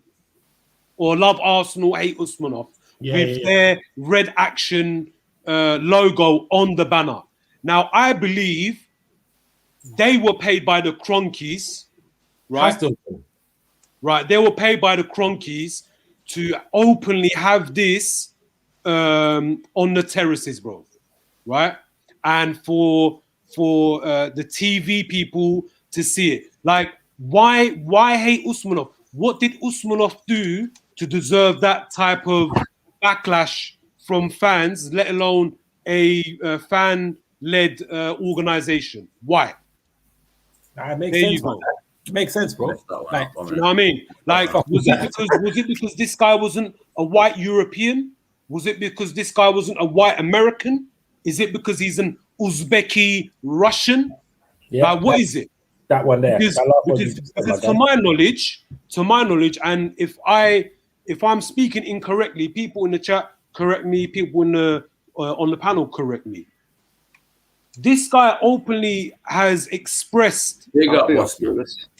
This guy has openly expressed that he loves Arsenal. He supports Arsenal. When Wenger was our manager at the time, he wanted to back him, but board members and the owner wasn't allowing a seat for him to have at the table, bro. Like for some reason there was boardroom politics, right? Which obviously affected the club. And Yeah. this is down to men in power having egos. When you have someone who's rich and they've got a big ego, it's a recipe for disaster, bro. Because it's going to affect someone, and that is affected, obviously, the way our team has been, or our club has been run, how our team has been performing, and how divided as a fan base we have become. And that's all I have to say about that. And if since Usmanov has sold his shares and now the Kroenkes have got total ownership, within that time frame, I don't know if Red Action have come out publicly and made an apology, like to say if they've got it wrong, like, or like what they, when they had that banner, they were wrong for doing that. If that was a wrong move, I don't know if they've apologized. If they have, then I won't stick it on them anymore. But if they haven't, I will carry on highlighting it, bro, because for me, that was totally unnecessary. And all that says to me is whoever's running this Red Action, they're in the Kroenke's pockets, bro, or Josh's pockets. I'm messing up here. Sorry, man. I had to go drain the snake in that. You know what I mean, bro? Like, sorry, man. Yeah, whatever, mate. Calm down. Just missed the whole fucking thing. Aslan said, bro. Sorry, my guy, man. I fucking love everything you say. What? No, I was just just letting people know about Red Action, bro. About their actions and why they done it. I just believe they're in the pockets of the Kroenkes. They were paid to come to cause a rift. Get them to sell, basically, to sell. Yeah, basically, and when Usmanov did make an offer, he obviously didn't make a serious offer for the Kroenkes to turn their necks and show their interest. Whatever offer he made, the Kroenkes obviously saw that as being a undervalued offer. You know what's actually deep about that, though, is because at that time, obviously, money in football wasn't the same. It wasn't exactly the same as how. So right now we know that when did he sell his shares? He sold his shares like 3 years ago, innit? About 3 years ago. Yeah, 2, 3, something like that. Yeah, 3 years ago. So which means that at that point, Arsenal would have been probably worth about, I don't know, 2 foot. I mean, these man paid 700 million for Arsenal, apparently, innit? The club's grown. Currently, sorry to cut you short. So currently, or if anybody else knows, what is Arsenal's current value on the stock market? $2.1 billion. I think it's 1.8. I think that's why he's bid 1.8. Yeah, 1.8 billion pound or 2.1 1.8. billion. What is that? Pounds or dollars? Euros, I think. No, 1.8 billion pounds in it. So it's. Oh, is it pounds? Yeah, it's around $2 billion. Yeah, just over. Yeah. Yeah. So I believe for the Kroenkes, for them to be interested in an offer, I feel Eck has to come with 2.5 billion, bro. That's what I believe. I've been saying it. That's what I've been saying. For them to entertain £2.5 billion to £3 billion. Bro, Yeah. Yeah, I heard you say that That earlier is- as well, actually. I heard you say that on the stream earlier, actually, to be honest. That is like 3 billion. I reckon they will entertain and accept because they're pretty much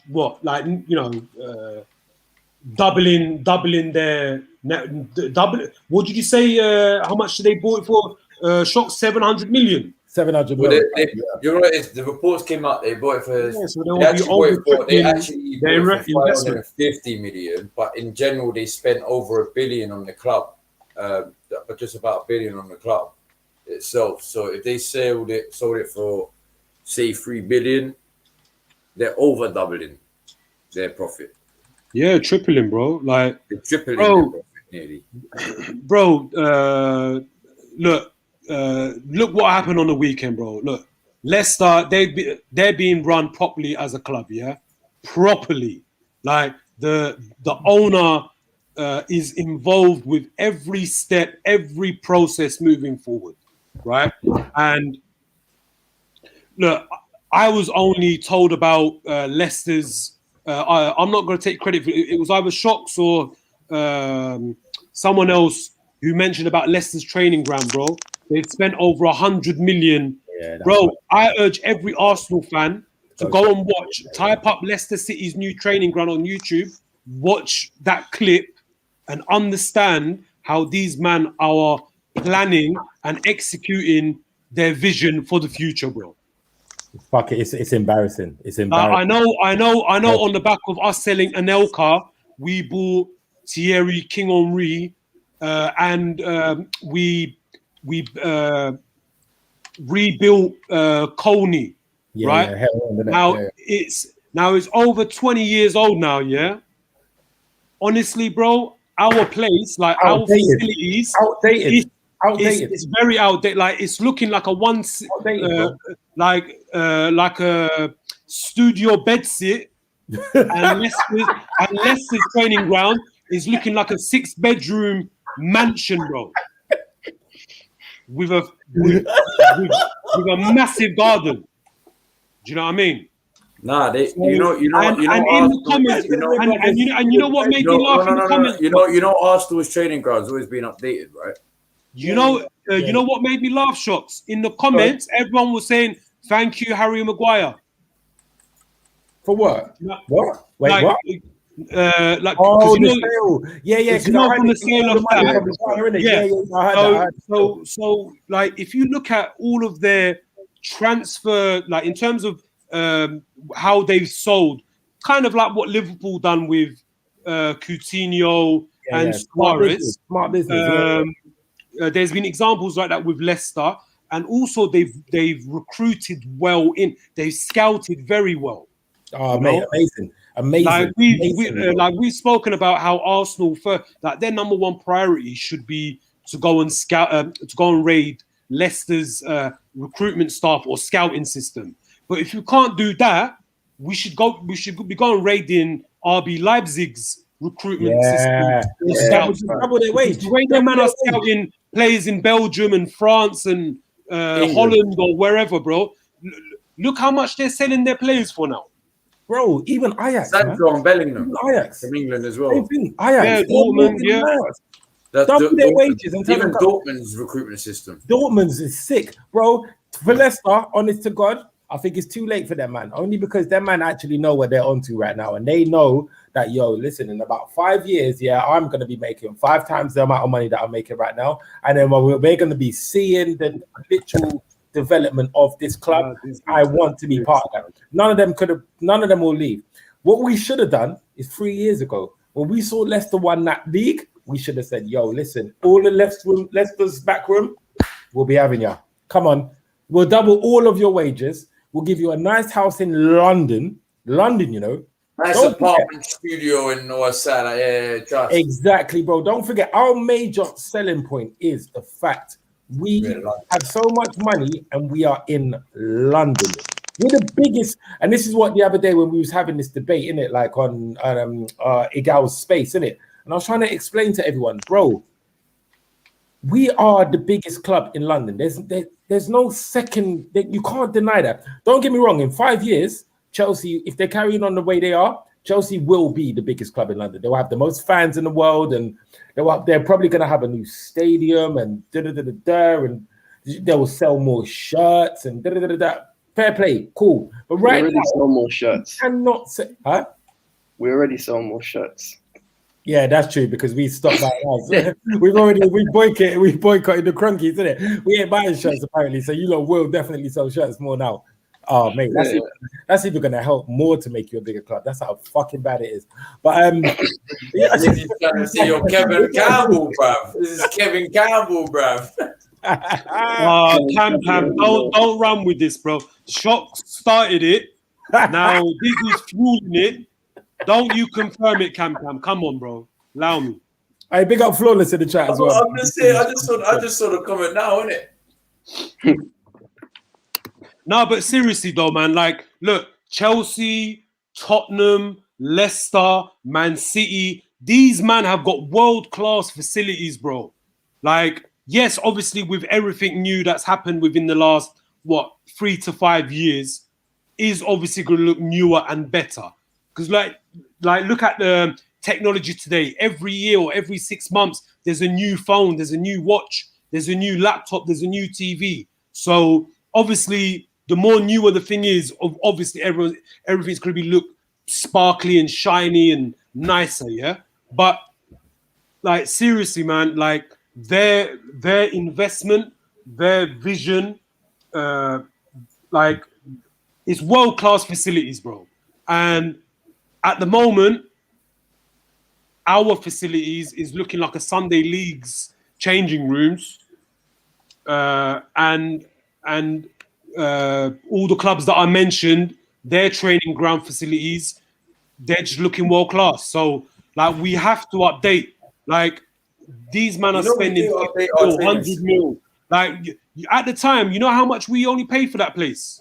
Like, on the sale of Anelka, we got Henry and we built that London Colony, you know. So money was different back then, though. Like, yeah, what it would have took to get somebody like Henry as a prospect back then, like even the prices would have been touted as fucking outrageous, isn't it? You're paying 50 million minimum for potential.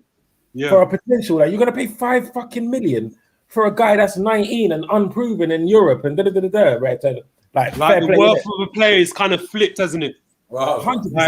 Inflation, though. It's like the same thing with the price of a house.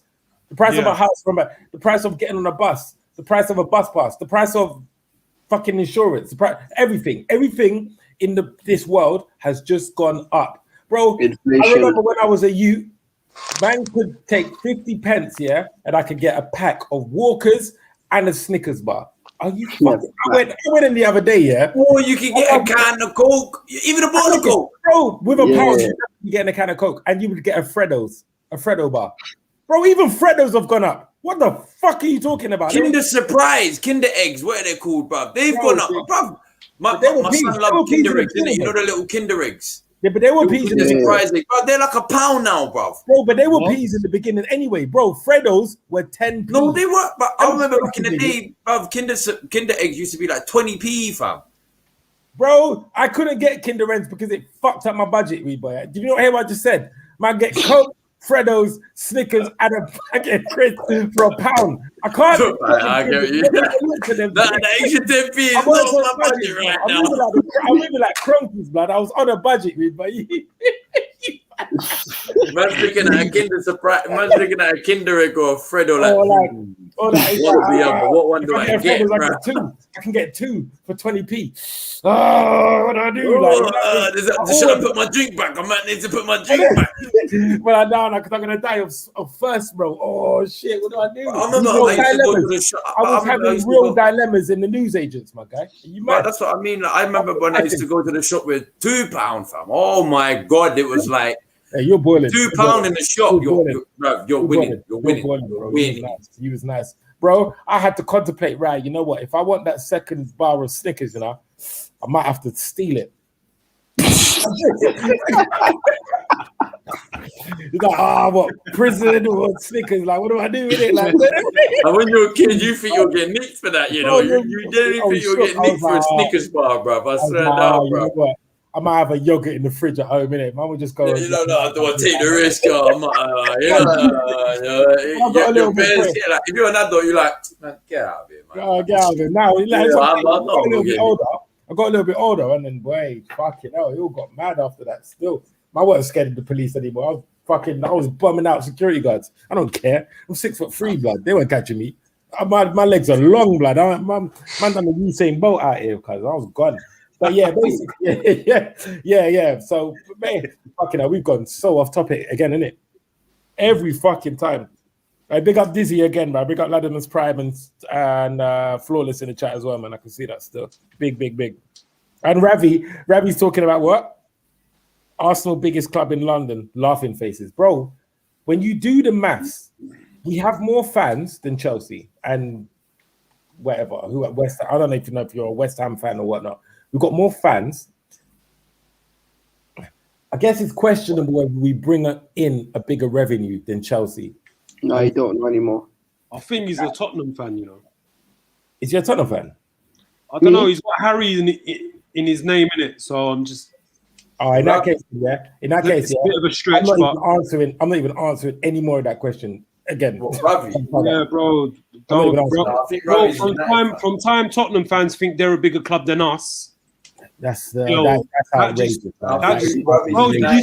Bro, did you see clips of their protest, bro? Man were taking off their shoes, saying, Aslan, I've been shoes up. Where you hate Arsenal, shoes up. Nando's Bro, with lemon and herb peri these men are tapped in the head, bro.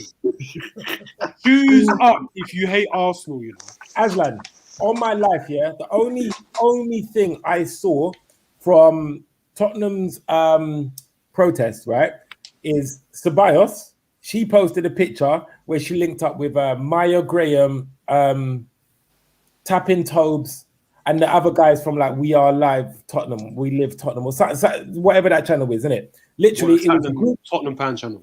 Yeah. It was literally just a group photo. They're standing by a ENIC out banner.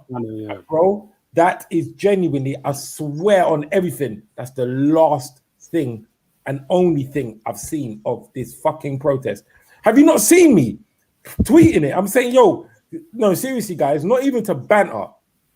Can you not get me some images or some footage or some? No, I saw a few images, and it looked alright, and it didn't look like it was. It wasn't as bad as the last one. Okay, send me them, Cam, because genuinely, yeah, I said Abdullah's busting up, bro. I promise you, I swear to God, yeah, I have not seen anything. Like it's actually, but I don't follow a lot of Tottenham fans in that, innit? I think the only one I find Tapping Tobes. I follow Maya and Ceballos, and I unfollowed that Eleanor. I only follow that Ceballos TV girl. Ceballos, yeah, her. Yeah, Ceballos. That Tapping Tobes. I love following the Tottenham girls, yeah, because do you know what it is? The excitement they get, yeah. When Tottenham win is amazing, bro. It's so amazing to watch. It's not the same with guys. With guys, it's like, oh, get over yourself, innit?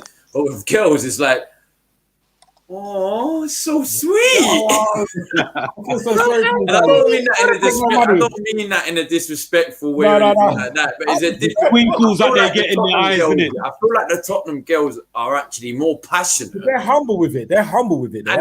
Yeah, they're more passionate, but they're more humble. Like guys, it's like, all right, think about it. It's like one of them, like, guys, listen, I'm on the Titanic right now. It's sinking. Please help us. Bro, I might just help. But you know, like if you hear like the Tottenham man them, I'll be like, shut up, man. I'm who's you greater than? You're not great enough, innit? You're so great than Arsenal. Save yourself, innit? Just die. You're better than Arsenal. Save yourself, innit? That's exactly what it was. I take expressions with you, man. Die in it. Right, I take all of them, but when it comes to the girls, you want saving.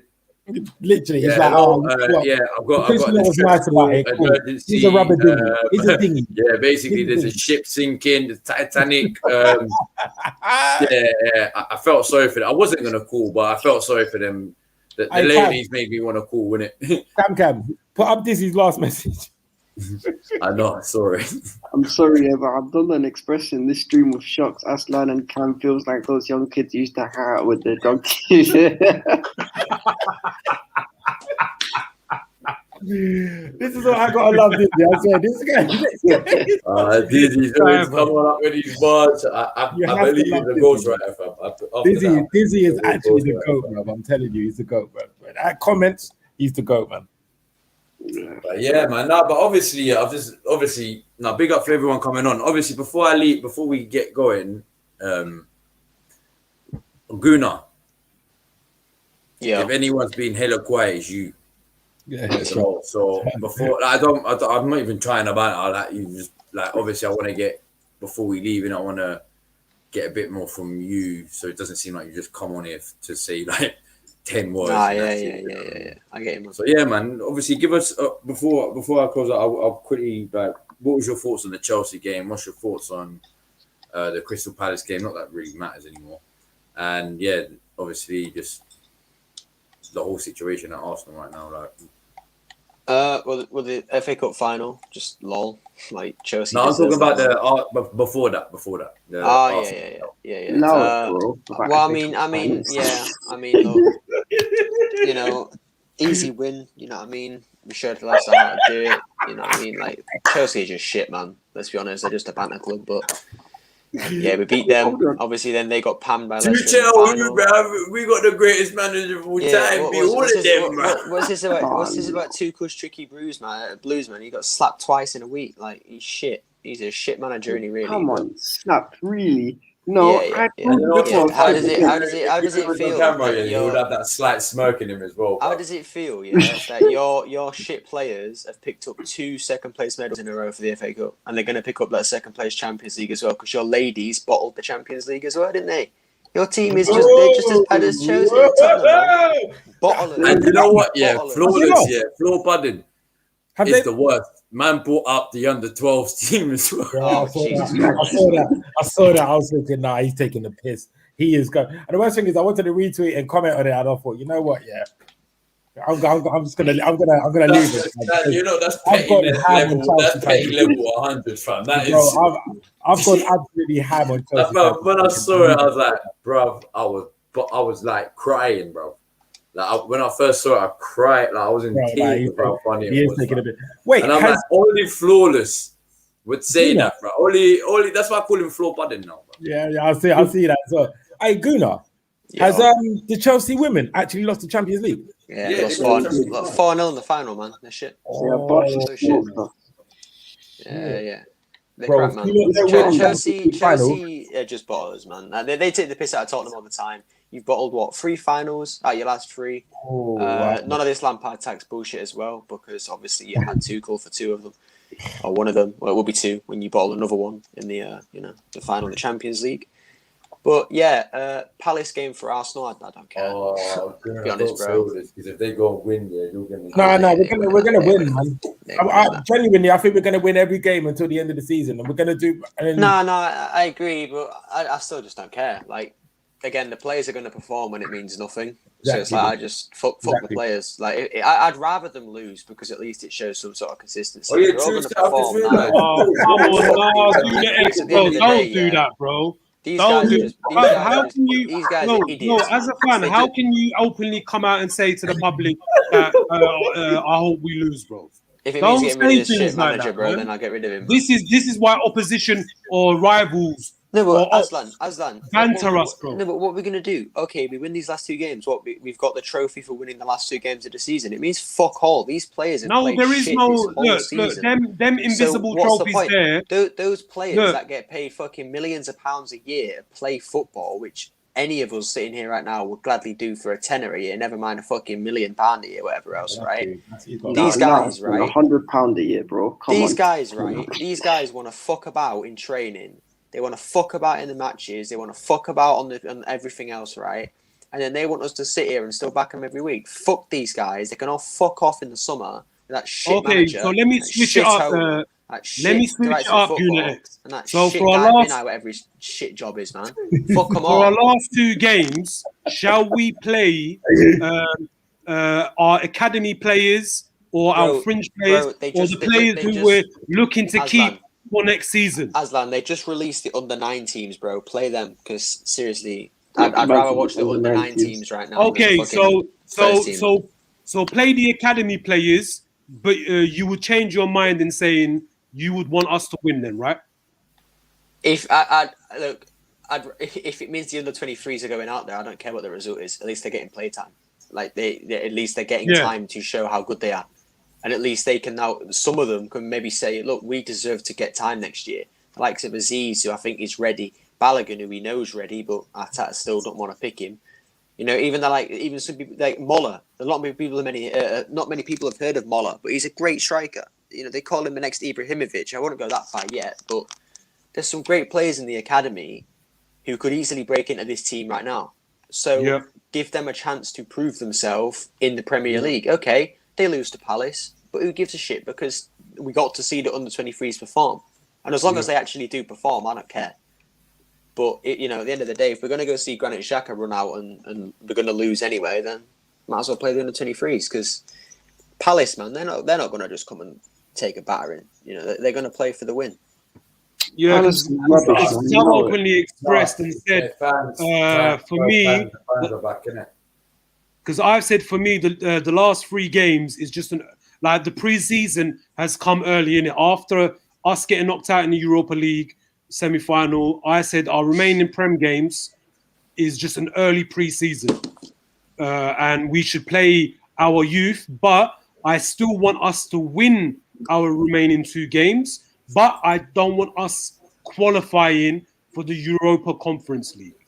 Like this uniform league, I don't want that. And I know some people have expressed that Europe is Europe. Yeah, it's a chance Abdallah, you need to relax, cuz. Players and young players to get game time under their belts. But I just feel that, look, if we haven't been in the Champions League for 4 years and now this up-and-coming season, another whole year out of Europe, so be it. Let's just concentrate on the league and elevate up the table, because then there's no excuses with number one, the owners. We should have taken that year out this year. And the that manager. year out of Europe should have been this year, bro. But because we won the FA Cup, we got into the FA Europe. Cup. Yeah. But then if we never won the FA Cup, I tell you, it wouldn't be here anymore. Yeah, good. Yeah. Man really hates Arteta, you know. No, I don't hate Arteta, right? I'm sure he's a nice guy, maybe, but I don't like him as the manager of my football club, and that's all I know him for. I don't know him personally, so my emotion is what I know him for, and that's being the manager of my football club, and he's shit. So there will be times when I feel like you think I hate on him and that I despise him and he did things to me and whatever else, but what he's done to me is ruined my football club. But other than that, the guy's probably a nice guy. All right, would you take what's his name? I'd take Sam Allardyce, bro. No, would you take Oh no, come on, X. You're not Good on. You're not serious, weird man. things, bro, man. You're not serious, man. Come on. Stop, man. Stop. That's outrageous, my guy. Did you just say Sam Allardyce, bro? I'd take Man, you said tell my teams as well. You need to relax too. Is the You said, bro, I check. Look, Unit X. I check you on. I check you on when you say Graham Potter. Graham Potter. I didn't say Graham Potter. You what? I didn't say Graham Potter. Yes, I say Grandpa. Yeah, I don't say that, bro. I don't want no mediocre manager, bro. Bro, I'd take so. I want an Allegri or something, bro. Fuck. Oh, okay, all right, cool. My bad. My bad. I got it. No, I'll say it again, though. I'll say it again. I don't want Potter or Allardyce. I'm saying I would take them over Arteta. No. You mean you prefer them, innit? I want Conte. I want Ancelotti. I want Simeone. Conte. Conte's a dream because you bro, if our ownership wanted to show or to get back on the fans' good side and show ambition and direction, Conte would be they would rock up to Inter Milan. How long have you got left on your Bro, I thought contract, he's on your leaving. deal. I thought he's Hey, leaving.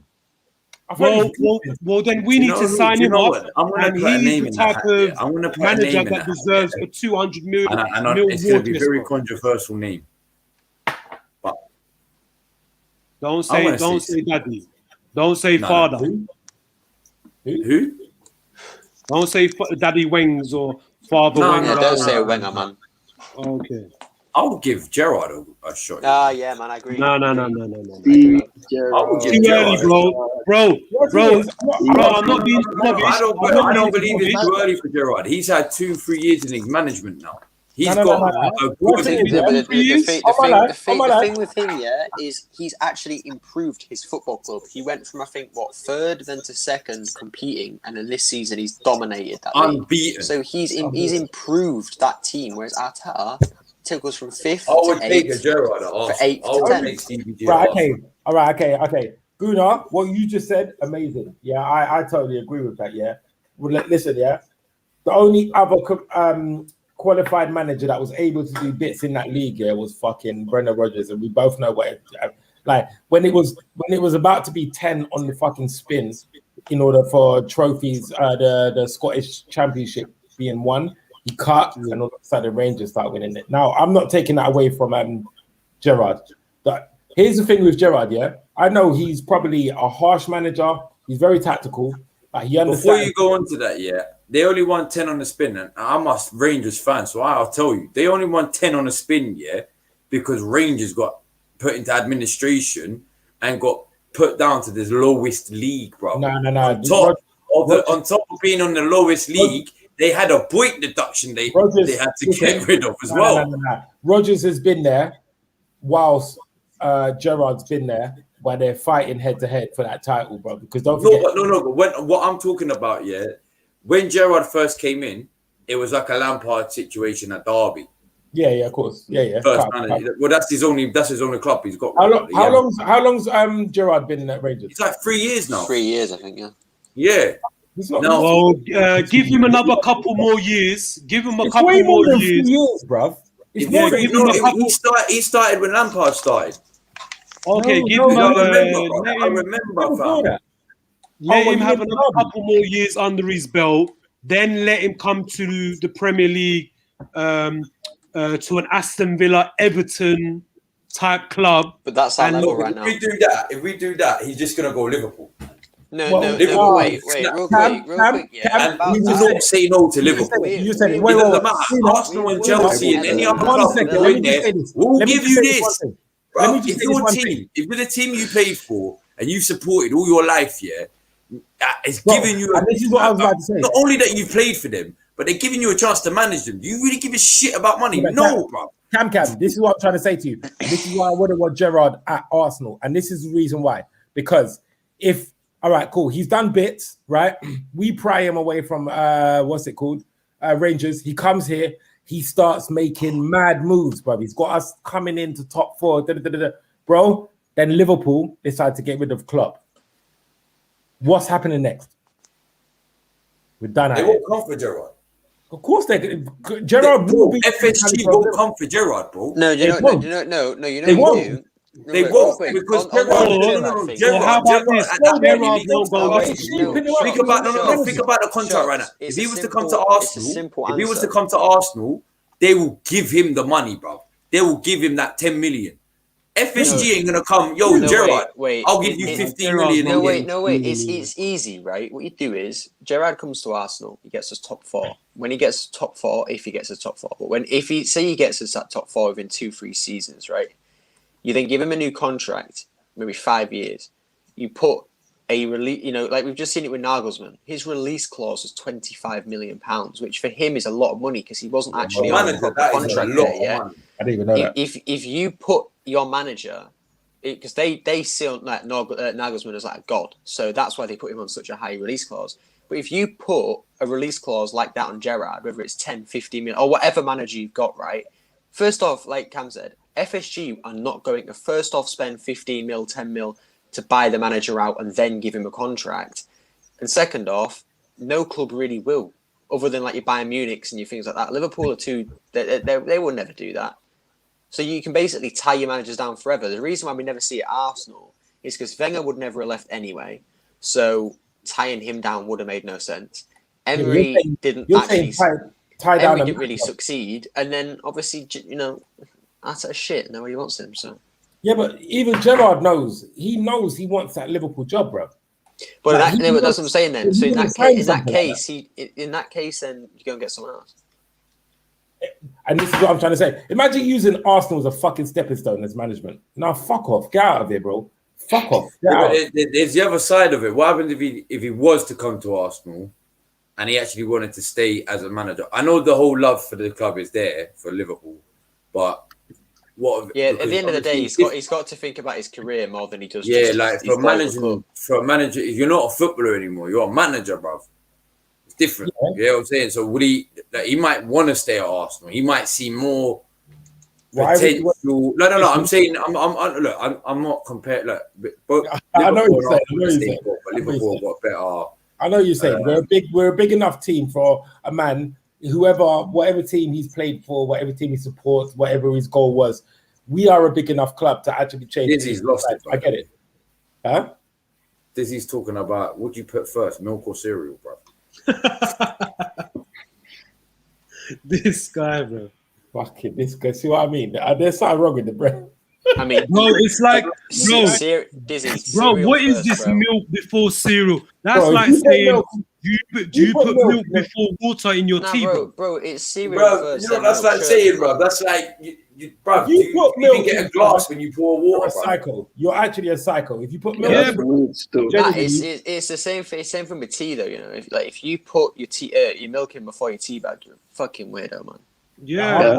If you put milk in with the tea bag before the water, I'll tell you why I've done that before. Because sometimes you might be preparing the whole tea in that, yeah, and then you put the water in, and then the milk's just there, and it's been like, fuck it, and you just pour it in, and then you put the tea bag, and you make it.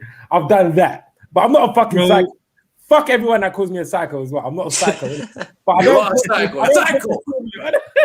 don't put the cereal in the bowl before the fucking milk. You are a psycho. You do. No, you put the cereal in then the milk, right? Yeah. You know what I do? I put the cereal and then I put the milk and then I squirt ketchup on that. Dizzy just clocked it. You know what you just said.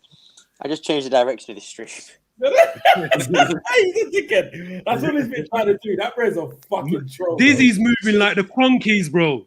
We're not on the right path, bro. We're constantly we're diverting left. Not anymore. No way, Jose. I big up Arkan or Arken. Milk before cereal. That man can't be trusted, and it's so. Big up yourself, Abdullah. By the way, I just saw your. Bro, I don't even have milk in my tea, bro. I'm Turkish, bro. For me, it's black tea all the time. Nah, I have to have milk in my tea. Nah, Turks are built different, bro. If you were a Turk, you'd understand. Bro, don't lie to us. You're not Turk, bro. You're black. Turkish tea is nice, bro. Don't get me Turkish tea. Come on, look. Turkish tea is. If man are in North London around Green Lanes, Haringey, yeah, you go to any of them Turkish restaurants. When you get a black Turkish tea at the end of your meal, just know Farmers Green, man, them, bro. I know what you're talking about. Big up Asla, man. I fucking love these guys. Man said green. As soon as he said North London Green Lanes, I'm like, yep, I know exactly where he's going with this, bro. No, not even Green Lanes. Like if you're around Stokey, bro, or Dalston, do you know what I mean? Like that's another. You could go northwest with Edgware Road, but North London is all. I thought he was going to say Edgware Road to me. Yeah, North London is where he's talking about. Palmer's Green areas, bro. Green Lanes, fam. That's that's around the corner for me, bro. We talking about. You from North, my guy? Yeah. I thought he's Northwest, you know. I'm always chilling in Northwest. Okay. Oh, for them reasons there, which you don't need to clarify. We get it's not even with them reasons, not even for them reasons. To be honest with you, it's just all my guys are from Northwest, innit? So I just chill in Northwest most of the time. Hey, man, I'll be back in it. One sec. Yeah, say no more. But yeah, obviously, Yeah, And no, I your know, guys but happen to be Bernie's what of the playing. opposite gender, yeah? Huh? Your guys happen to be of the opposite gender, yeah? Gender? Opposite gender. Basically, I'm trying to say, are you a gallus, bro? That's what I'm trying to say. Yeah, I am, but they're actually guys, isn't it? They're actually my guys, Okay, innit? cool. They're my brethren, isn't it? They're my homies still. Yeah.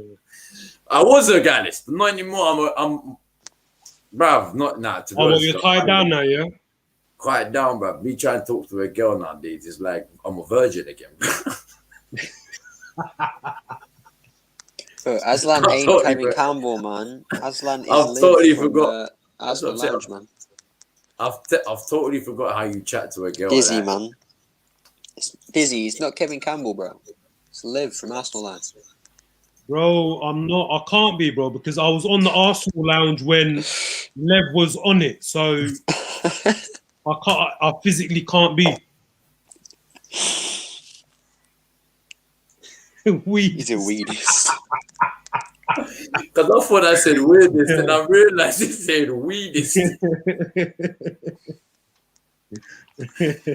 Yeah, nah, big up yourself up there now. Good having you on as well, but yeah, Abdullah's cool, bro. He's one of the most like level-headed Chelsea fans who go online. He's one of the few, bro. Yeah, He's one one of them. of- Like, you know the ones where they know. About You're right. You're right. Big Still, up Abdullah, bro. he is still a Chelsea fan, so you know.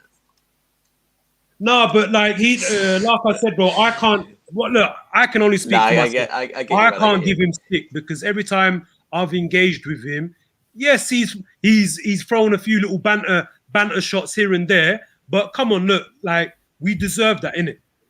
But he doesn't come out with deluded statements. I get you, man. You know what I mean? And I don't need to mention the names. You man know who they are. So yeah, so that's why I say he's one of the very few level-headed. There's a couple of them, man.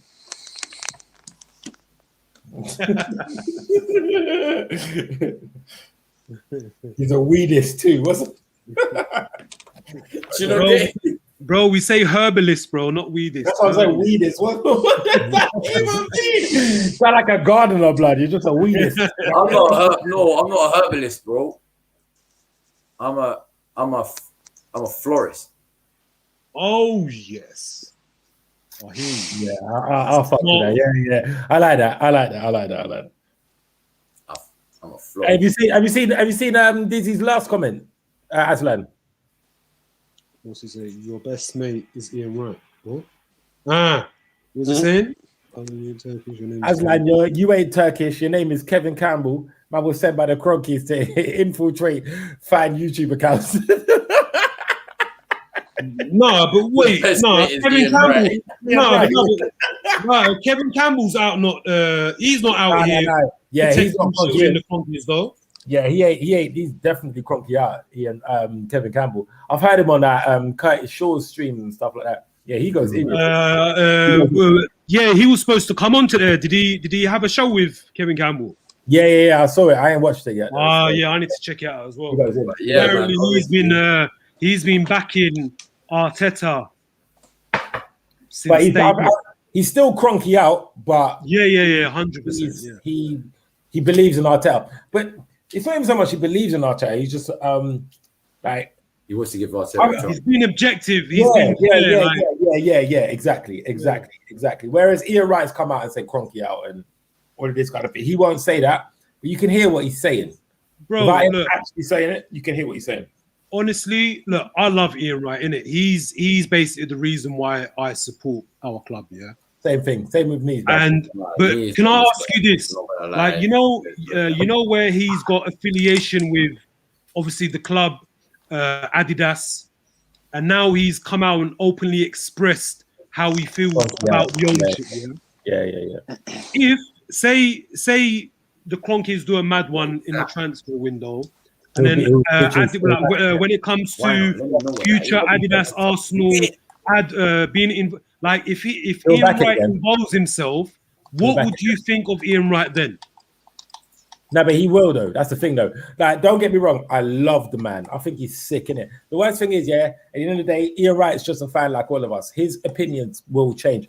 I hate this thing. Like, everyone seems to think that if you're a fan of Arsenal and that, yeah, like you can't change your opinion after saying something that you previously thought, or if there's one trigger moment that just literally switches the lights off for you, then all of a sudden you're a flip-flop. It's not that at all.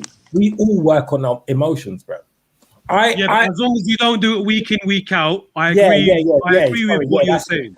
Yes, that's what I mean. So imagine I could be of the ilk of like, you know what? Yeah, I trust in the. I could say something like, I trust the Cronkies, and I believe they will do well for us moving forward. But then in 2 years, you see nothing, and you be like, you know what? These guys ain't the one. Fuck them. Get them out. Do you know what I mean? Like it can happen like that, innit? Do you know what I mean? So that's how I think Ian Wright thinks, yeah. But he does do a lot of flip-flop sometimes. He really does. Like he really does. But I still love the guy and I still appreciate him. I still respect him and what he's done for our club and that. But Ian Wright does do the flippity-flop thing a lot. 179, just done it, mate. And I'll tell you another thing as well, yeah. He seems to always go with what the fans are saying. I've never heard this guy make a statement that's so outrageous that no fan was ever thinking and it brings to their light. But he's got the following to do that.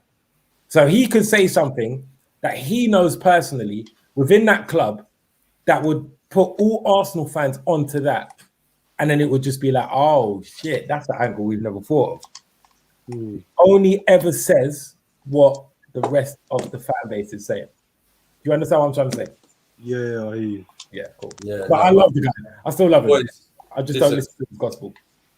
This is the longest stream I've ever done. So we got this. Yeah. But you see, man, like me, innit? It's time, nigga. Time, bro. Listen, it's gone way too, bro. Nearly 6 hours, my brother. That's too long for me, man. Yeah, that's way too long, bro. We literally, what you should have done is just turn it to camera, just take it a couple, and then just put it down. You know what it is when I'm at yard. You see your eyes just go smaller. With me, yeah. With me, when my son's here, yeah, I don't smoke indoors, innit? Oh, okay. Because I don't want. Yeah, I do the same as well. But... I know people do it, but it's not like I've got. I will never judge anyone. No, I'm the same. Fucking day, every minute, like. Bro, you don't need to explain yourself. What are you saying? Yeah, like, where things are with child services, bro. Like, you don't have to explain. We've all got our rules, bro. He thinks every man out here is child services. Like, yeah, no, I know. I'm saying I know there's certain people, like even mums do it. Like I've seen mums do it as well, girls do it as well, innit? So it's not like just a man thing. I've seen girls do it where they might be bunning up in the kitchen when the kid's in the front room. Yeah. So it's not like they're doing it around the actual kid, but because it's in the same thing, and then the kid can walk in the kitchen. In fact, I'm not explaining nothing to no one. Fuck you lot. If you don't think I'm a bad father, send them. Oh no! I'm not saying that. I was about to start justifying when I smoke, and I'm like, no, fuck that, bro. I don't care about anyone, bro. Like, fuck. It's like my guy. You know Jody. True Jody. You seen Jody? True Jody. Oh, you love Jody. You and Jody get on like a house of fire for real. Oh, sorry. Yeah. He's like that. He's like that, innit? Like, I don't judge anyone for it. Yeah. I would do the same thing, but the way my house is set up. Yeah. I can't. Like it's so enclosed with each other. Like the smoke will get into every single room, whether I like it or not. Yeah. I get you. You get what I'm saying? Because it's not like it's a stretched out. It's not like so. I don't even have a door in my kitchen. I don't have a door in my kitchen. Do you know what I mean? So I hate you. I fucking love you. You know, I swear that you're my guy, bro. You're my fucking guy, bro. I love you, bro. But yeah, man. Like, nah, come on, love all day. You already know. Okay. But yeah, now obviously I'm gonna end this stream now. 2.5 hours nearly. Fuck yeah, that's crazy, bro. That's crazy. I've never done a long stream like this. So, bro, I think I came in like what? 45 minutes in or something like that. Yeah, before you came in, it was what? Aslan, Abdallah, and Josh. Yeah. Literally, you came in, like Aslan was speaking nothing but facts.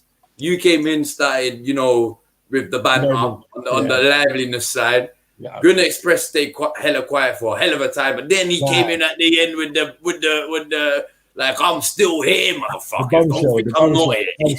The bombshell. Yeah, he dropped the bombshell. He dropped the CM Punk. The thing is what I love about Gunner Express, yeah. He tells you what you need to hear in a way that you need to hear. Yeah, like, whether you like it or not, he tells you, bro, you won't like it. No, you won't like what he's saying, but bro, you have to listen to what Gunner's saying. He's not being a dickhead when he's saying it. No, because he's making so much sense about it. It makes so much sense. But people would think like, oh, why you being a dickhead? No, until he brings up Graham Potter. It makes so much sense. When he brings up Graham Potter, look, Gunner X, bro, I love everything you say. I agree with 95%. When you bring up Graham Potter, bro, sorry, that's when we differ. Is that 5% by any chance Sam Allardyce and Graham Potter? Yeah, it definitely is. Hey, Gunner, you and Dizzy having a bit of a problem, man. Saying, right, he's always telling me what I need to hear. Fuck off. You know what I mean? Dizzy's got one-liners, I swear. Right. He's got the best one-liners. Dizzy loves me, man. You are, mate. Look, he knows he likes listening to this shit. Dizzy loves Gunner, bro. You should see Aslan, big up yourself for coming on the. I think this will be your first. Thank you for having me on Can. Bless up. That's all good, man. Next week, I don't know if it's going to be the actual final one because I don't know what Flawless is going to do. I don't know what he does with the whole summer. So, no. We need more Arsenal-related podcasts. I'm sorry. I see a lot, yeah. I see a lot, yeah. I see a lot, yeah. But most of them are the same type. Bro, what I hate, yeah, is when people have their streams, yeah, and they've got 7 people on a stream and they all think the same. Why? Yeah. What's the point? What's the point of that? What is the point of that? You might as well just, it's like, bro, you might as well just have a WhatsApp. 5 of them off. That's what I'm saying, bro. Or have a WhatsApp. Don't come online doing that. Have a video call, bro. In order for stuff like this, go on Twitter Space. Twitter, bro. And even that, it wouldn't even bang. You see stuff like this, yeah. Like you just said, I've got a bit of a funny side. Then I've got a conspiracy theorist side, but then I've got the main thing that I go by is just logic. Just think about just think about all the information you're being given. Same, I get that with Aslan, but Aslan talks it to you straight. Like, hear what? Bro, I'm cutthroat, bro. I'm cutthroat. Like, cutthroat. Yeah, literally cutthroat. I'm not dillying or dallying, bro. Like, I say it how I see it, bro. If the truth cuts too deep, then I'm sorry. And then you got Gunner Express, yeah? He's like Aslan, but he's more violent. He's like Aslan, but with Aslan with a gun. Like, listen, yeah. Hear what I'm like saying. You had Aslan talking to you, yeah? You would notice him, he would show his presence. But Gunner Express would be like, no, you will listen to me. Do you know why you're going to listen to me? You've got his gun in your face, bro. And then literally, before you've even said a word to explain yourself, he pulls the trigger and kills you, bro. Like, he's cut. Like, that's a different type. Like Vinny Jones with you'll be like, well, it made sense. Yeah. Like Vinny Jones with the Desert Eagle in what was it? Wimbledon. Yeah. Was it Lock, Stock, and Two Smoking Barrels? Oh yeah. The Desert Eagle. No ramping. Straight to what the I say, this is how it should be. That's what Gunner X is, isn't it? So, yeah, like I said, I don't think that you should bring on people. If you disagree, they ban you. Whoever stream does it. What? If Indian stream, American stream screams and ban you from streams. Oh shit! Swear. I don't know. Then watching could be snitches. I'll cut you.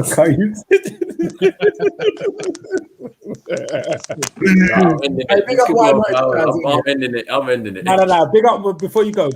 Big up. Why not? He's been going in still. Yeah. Why not? Dizzy. And you know what? Everyone in the chat tonight, innit? Big up yourselves, bro. Like, but you've kept this entertaining, bro. You get like obviously we've entertained it, but you've and you've put that Done it, extra yeah, level yeah, of yeah. entertainment on it. They bring us off topic where we need to go. Yeah, off they're like dizzy, and they're about this dizzy guy. But I'm telling you, I'm gonna DM this dizzy guy and say you're not coming back on my show, bro. No, I'll play that. It's all love, dizzy. It's all love. But yeah, no. Obviously, big up everyone who's that came, and big up Abdullah as well, who's on earlier. Big up yourself, Guna, and Aslan. Yeah, big up yourself. Last but not least, Mr. Shockstar himself, of course. Right, my guy, man. Love you, bro. I love you, But man. yeah, no, big up everyone that's been in the chat tonight, and I will be back next week, where it will be the final. It's the final of the season this week, guys. Do you understand? God. After Sunday, there's no more football for a couple of weeks before internationals, bro. Enjoy your life. No more touch. Are you going protest? What, on Sunday? Yeah. You're going, yeah? Aslan, are you going? I want to go, bro, but there's just a couple of things that if I can complete, then I've got the time. If I can't, then no. But I'm going to try my best to. Guna, you're from my bits, bro. What are you saying? No, I can't, man. You can't. All right, cool. All right. Yeah, man. I will.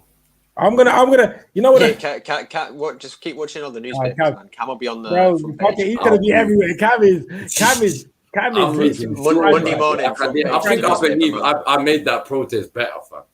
No. Listen, all newspapers, all reports, all the retweets, bro. Why is Cam in all of them? Like, why are you in all of them, bro? And the thing is, the bro is smoking weed, you know.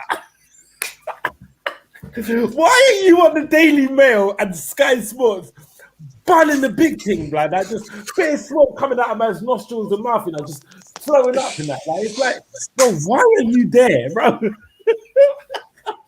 But you know what? Nah. No, because you know when I got there, when I first arrived, didn't it? Obviously, Liv, Egal, Samuel.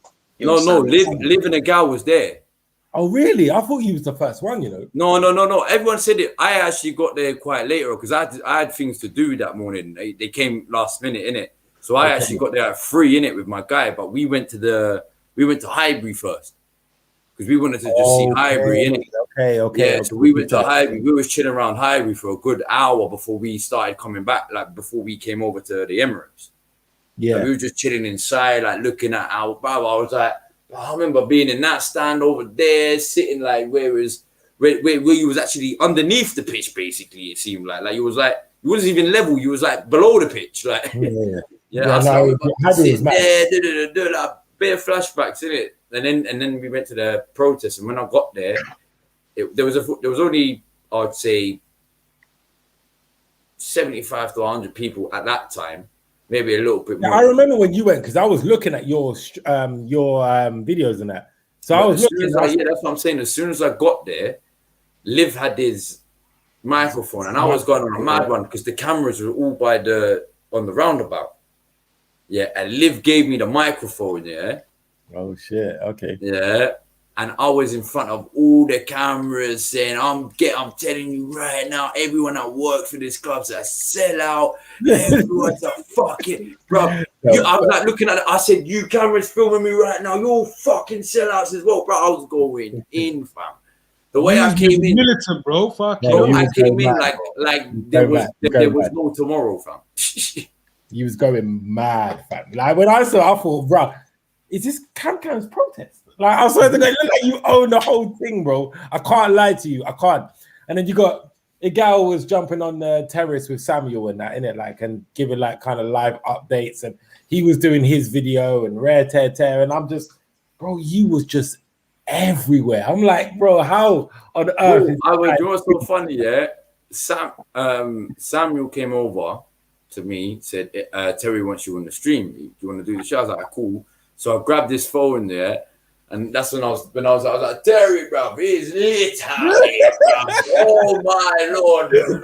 I couldn't even hear what you were saying, fam. I'm just nodding and agreeing to him, like, yes. I don't even know what he's saying, bro. And I'm like, yeah, what was that? So you know when you have to do this with your phone, bro. You know when you have to do that. Yeah, what was that? Yeah. But that's the thing though. I can't get StreamYard on my phone, bro. It never works, man. That's why I can't just jump on whenever and that. Like, for some reason I can never hear what's being said. But yeah, go on. Sorry, because I've done the But same yeah, thing. no. So I can't even lie. That was lit. But anyway, no, I'm gonna end it here. Anyways, 2.5 I know. hours. Anyway. Put up Dizzy's just comment. You man said you were ending the stream 10 minutes ago. You know. I swear, man, nah, this What brother. before that? What? Oh, this bit. Dizzy is the worst fucking guy in the world, bro. You need to block this guy. That's it, bro. I saw Cam on the South African sports channel, you know. Swear down. I was wild, bro. I went viral. Bro, you was everywhere. I saw him and I was like, nah, this brother probably don't know he's at a protest. He thinks he's at a fire. Sam, I put it in the group, innit? You was on Bleacher Report. Do you know what Bleacher Report is? I've heard Bro, it. I think that's one of the biggest American sporting apps. You was on it. Like, you was literally face there, bro. Like, I was like, fuck off. I sent a screenshot into the group. And you like, where is this? And I said, I was Bleacher Report. Bro, you was everywhere, bro. Publications galore, cuz. So big up you. And if you go again this Sunday, do the exact same thing. But I'm going to do that, Bob. Of course I'm going to do this. Do you know what it was? I kind of died out near the end because everyone came to where I was. Yeah. Do you know what I'm saying? So everyone came down. So I was like, bruv, you lot have taken my shine.